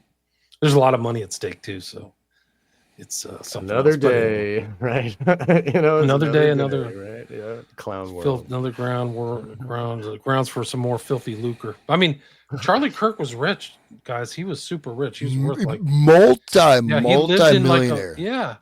I know someone $5 million house, bro, in the nicest part of Phoenix, Arizona. And I know someone who lives in Phoenix, right? And he also had like other holdings there too. I mean, this was the, making the kind of money he was on paper. There's no way he could afford to live there. To be basically, like, there's a lot more to the story. And his boosted level was so boosted. Like, who's this guy? All of a sudden, he's even on South Park. Like, what?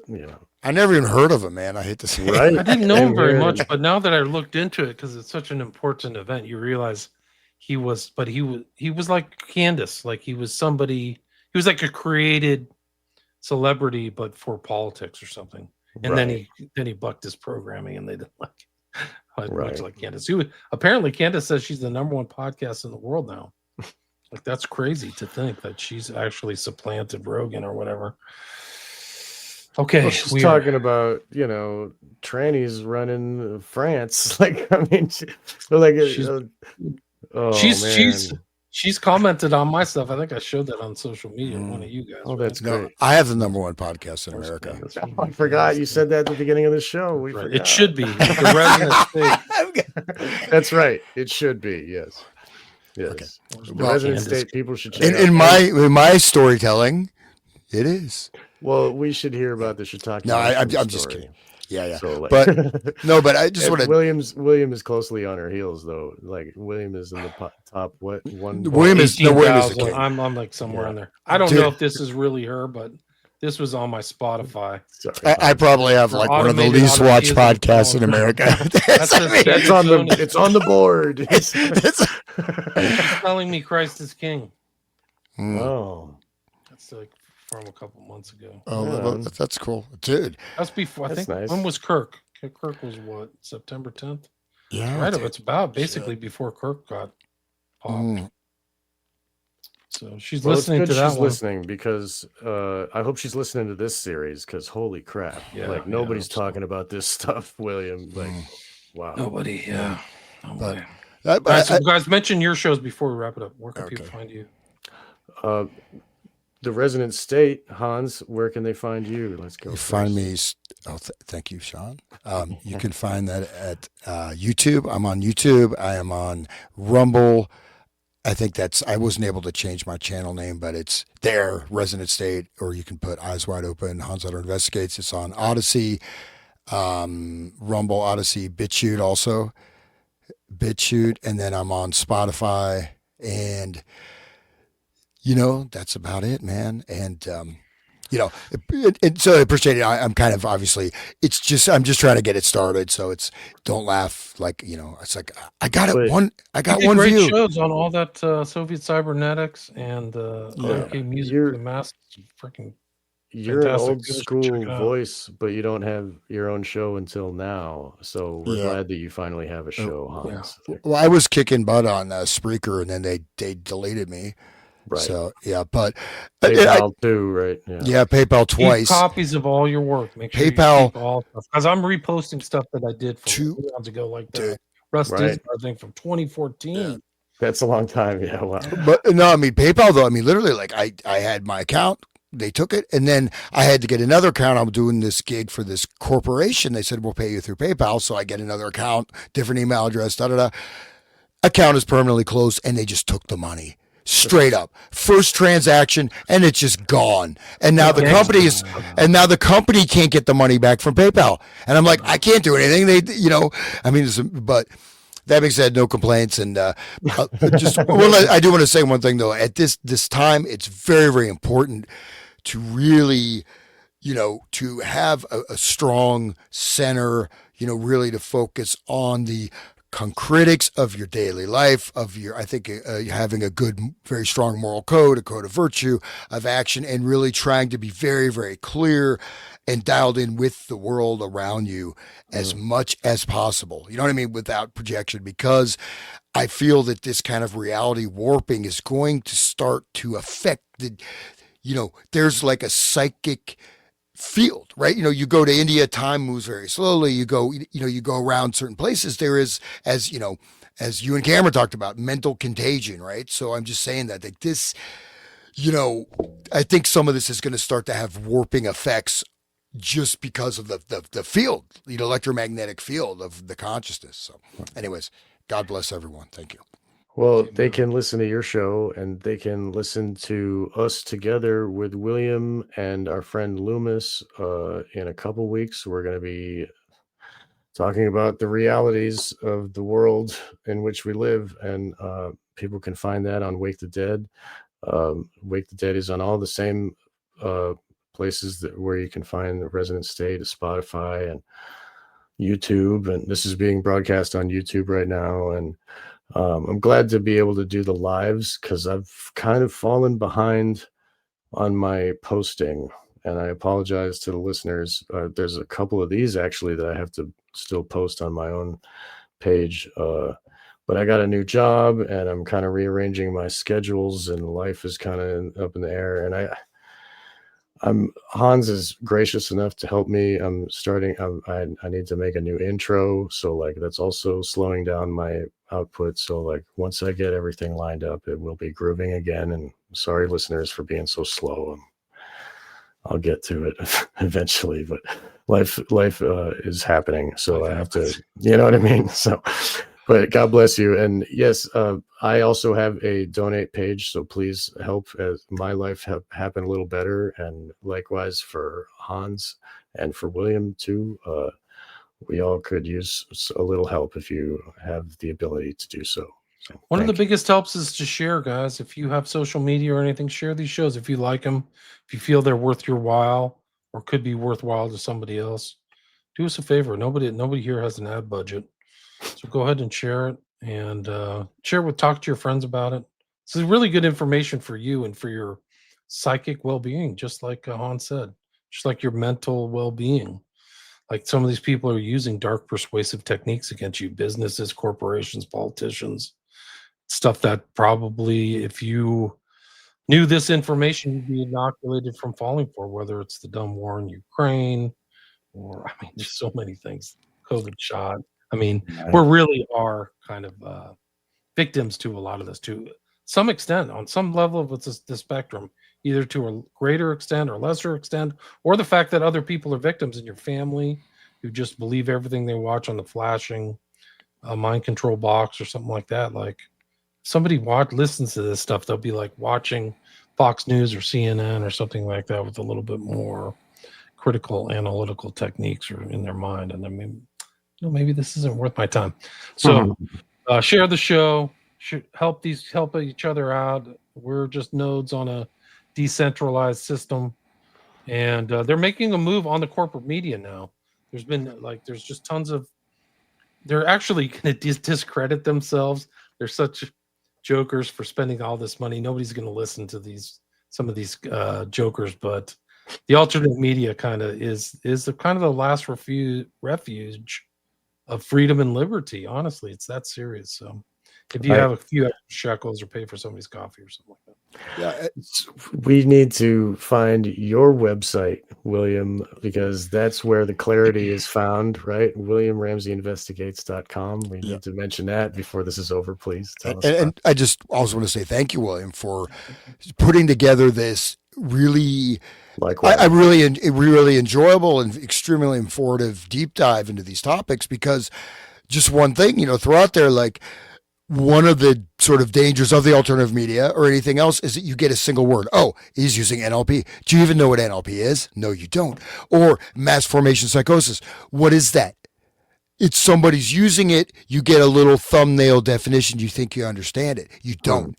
These are very complex and dense topics. And if a group like the FBI with almost unlimited resources said it may take 20 years to study, it may behoove one to go deeper into these topics, right? It's not like, oh, I understand they're doing mind. No, your mind, what does that even, you know what I mean? There's so many different layers. And I think as we unpack this, I think we're going to come to, tearing the veil a little bit of all these things, because no matter how advanced the techniques are, they're all based on these basic structural points It's true. And the thing is like, you're not going to see a guy like, Hoover in the same vein again, like in time. You just won't see him because he's involved in everything, assassinations and so many sketchy operations and things like that all the way up. He was like really a much more powerful person than maybe he's on par with the president just because of his long lasting involvement in the government. So these things are all going to unfold. He's there be like MLK, Malcolm X, JFK, RFK. He hated Robert F. Kennedy. It was personal. So what you're going to see is going to make perfect sense if we can get there.